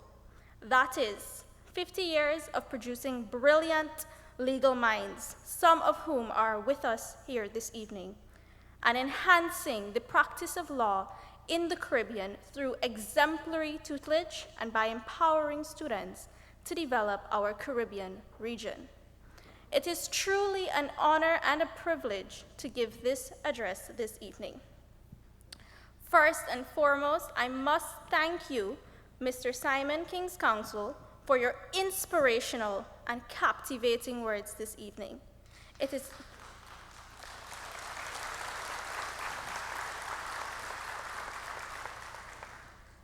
What a pleasure it is for us, the class of 2023, to be graced with your presence, a member of the class of 1973. It seems as if we've gone full circle. I appreciate, as I am sure my fellow graduates do, your recognition of those who came before us but who are no longer with us. It is because of them that we are here. We stand on their shoulders. I also appreciate, as does the class of 2023, your recognition of other brilliant legal minds in the Commonwealth Caribbean. It goes to show what we can do as attorneys.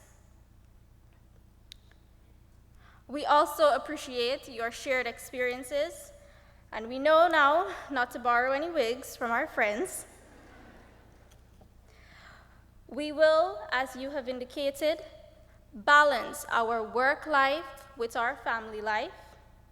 We will use the law as a social institution and a mechanism to handle the social plights in the Caribbean that are unique to us as Caribbean territory. And as we go out, we will be concerned with the constitutional frameworks that make up each of our territories.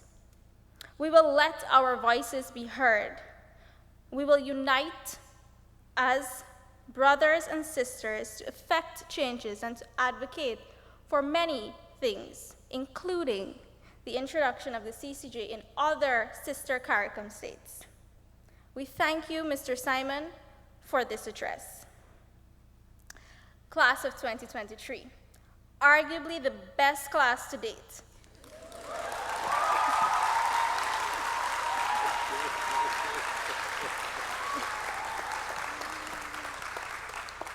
Let me say, congratulations. We made it.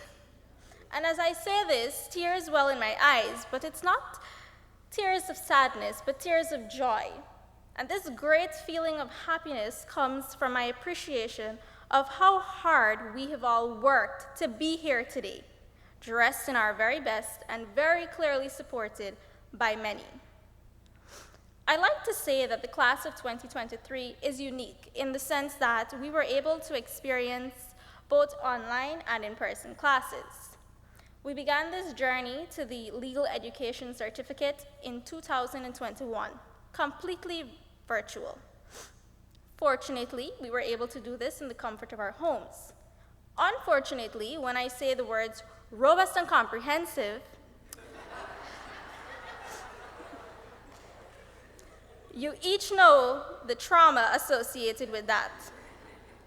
Yet we persisted. In our second and final year, we experienced that momentous shift back to in-person classes. The campus buzzed with laughter and excitement, at least for like the first day.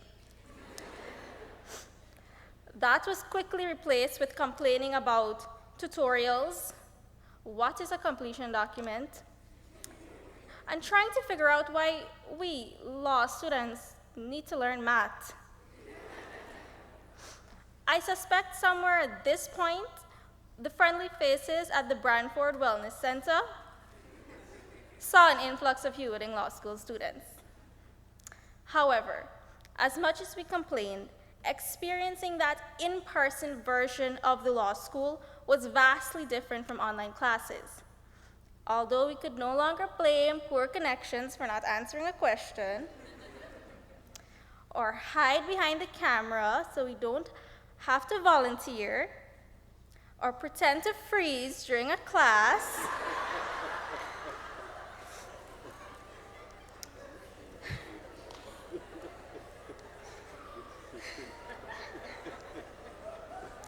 we were able to benefit from the diversity and inclusion present at the law school. We were also able to take that long 12-hour flight to Paris. We experienced various jurisdiction nights, and with no bias, please allow me to give a special shout out to the Guyana Night celebration.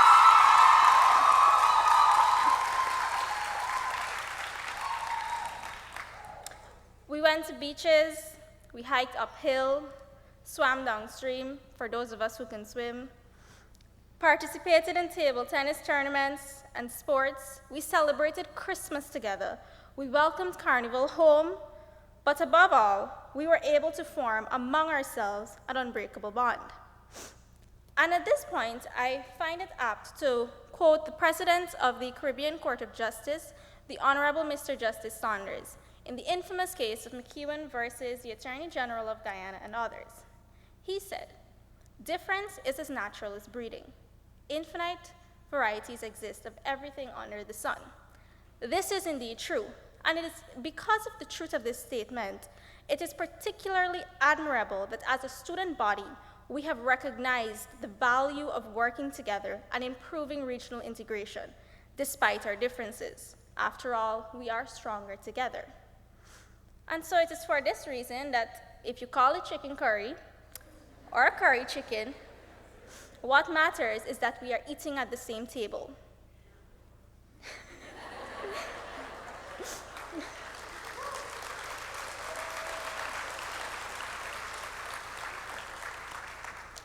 And even if Guyana Amazon Warriors wins tonight,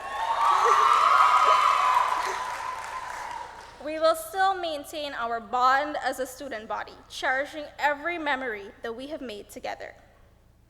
So class of 2023, as we take the next steps in our career, may we harness the skills that we have gathered both at the Hugh Law School and outside to represent our clients to the best of our abilities. May we always remember to conduct ourselves in a manner that promotes public confidence in the legal profession.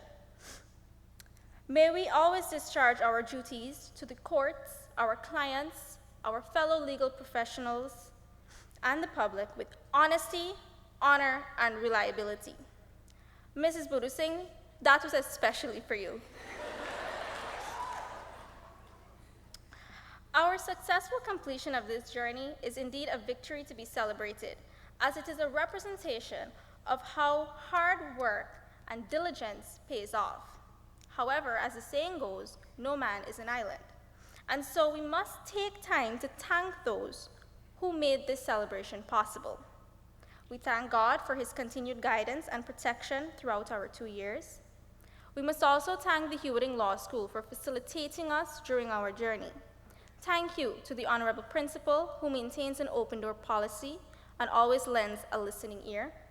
Senior members of staff, our driven, brilliant, and industrious tutors, members of the administrative staff who always facilitate us, the library staff for tolerating our endless requests, shuttle drivers who have taken care of us as though we are their children,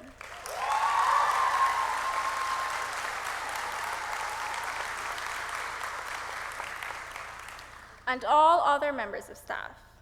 The Hugh Law School is the epitome of a world-leading center of academic excellence, and may the next 50 years be just as, and perhaps if possible, even more fruitful. To the Student Representative Council, the Guyana Jurisdiction Committee, Barbados Jurisdiction Committee, and the OECS Jurisdiction Committee, thank you for keeping us entertained and representing our cause so well. To our parents, siblings, spouses, relatives, and friends, thank you for the countless sacrifices that you have made in order to ensure that we could be here today. This celebration is as much yours as it is ours. And finally, thank you to my fellow classmates. Sometimes the struggle we face as students can only be understood by fellow students. May our bond remain as strong as ever, and may we always remember how we would have helped each other climb this ladder. Class of 2023, it has been a pleasure and an honor. As the curtain closes on this, our academic journey to the legal education certificate, may you add this qualification to your toolkit and utilize it to effect positive changes in the law and legal systems of the Caribbean.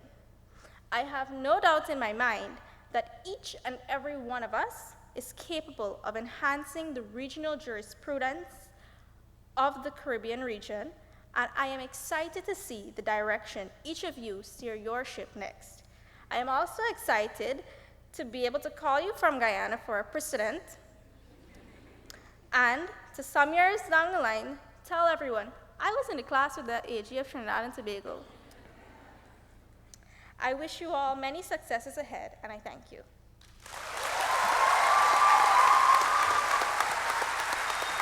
Thank you very much, Ms. Harris. I now invite the Chairman of the Council of Legal Education to the podium.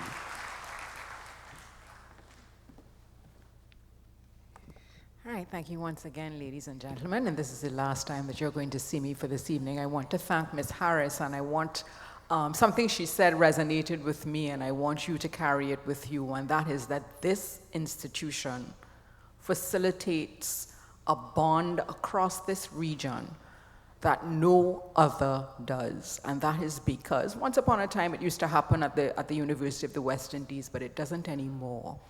And Ms. Harris could count on the fact that she will know in the future the president, the attorney general, a governor general, or someone who sat next to her in class. And that is facilitated by institutions such as the council's institutions, Hugh Law School, the Eugene DePuch Law School to a less extent, and the Norman Manley Law School. So I want you to hold on to those relationships. They're very important. And I rely on those relationships now. How many ever years? Yeah, just a couple years ago, but I still rely on them. And Mr. Simon relies on his, I'm certain. And it's useful. And the only other thing I wanted to say in relation to what was said by Mr. Simon in his very insightful presentation is that I would want to implore you to learn a little bit about the CCJ so that when you advocate for it, you know exactly what you're advocating for. It is the culmination of our Caribbean identities as legal professionals. And so we need to push in that direction. And on that note, I'm not going to stand between you and your celebrations any further, except to say that I want you to join with me in congratulating Hugh Wooding on its 50th anniversary. So if you can just stand.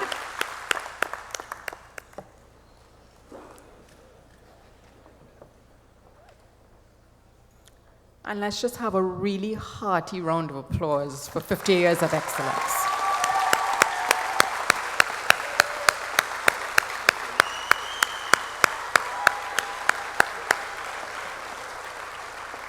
And as we close this evening's proceedings, I just want to say to the graduates of the Hugh Law School 2023, welcome as members of and colleagues at bar shortly. Good evening, everyone. Have a wonderful evening. Thank you, Chairman. I'd invite you now that the proceedings are closed to remain standing as the Chairman and her party takes their leave.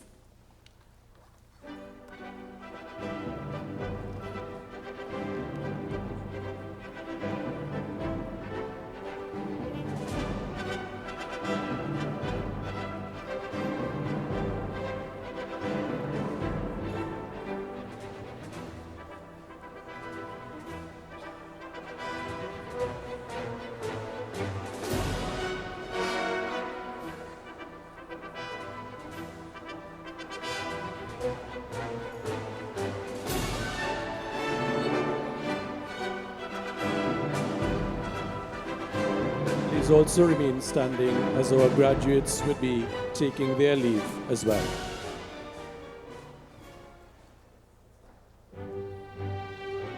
Ladies and gentlemen, it has been a privilege, it has been an honor, as we've witnessed a very moving and wonderful graduation ceremony on this very auspicious occasion of the 50th anniversary celebration of the Hugh Law School.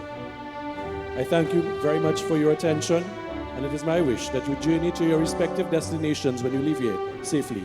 May God bless us all. Good evening all.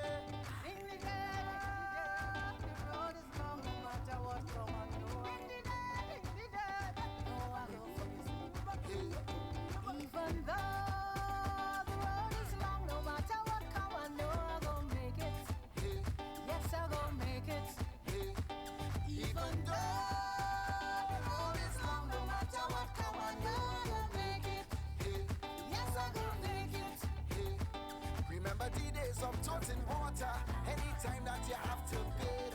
Oh, when people pass and they see you, oh my Lord, used to feel that shame.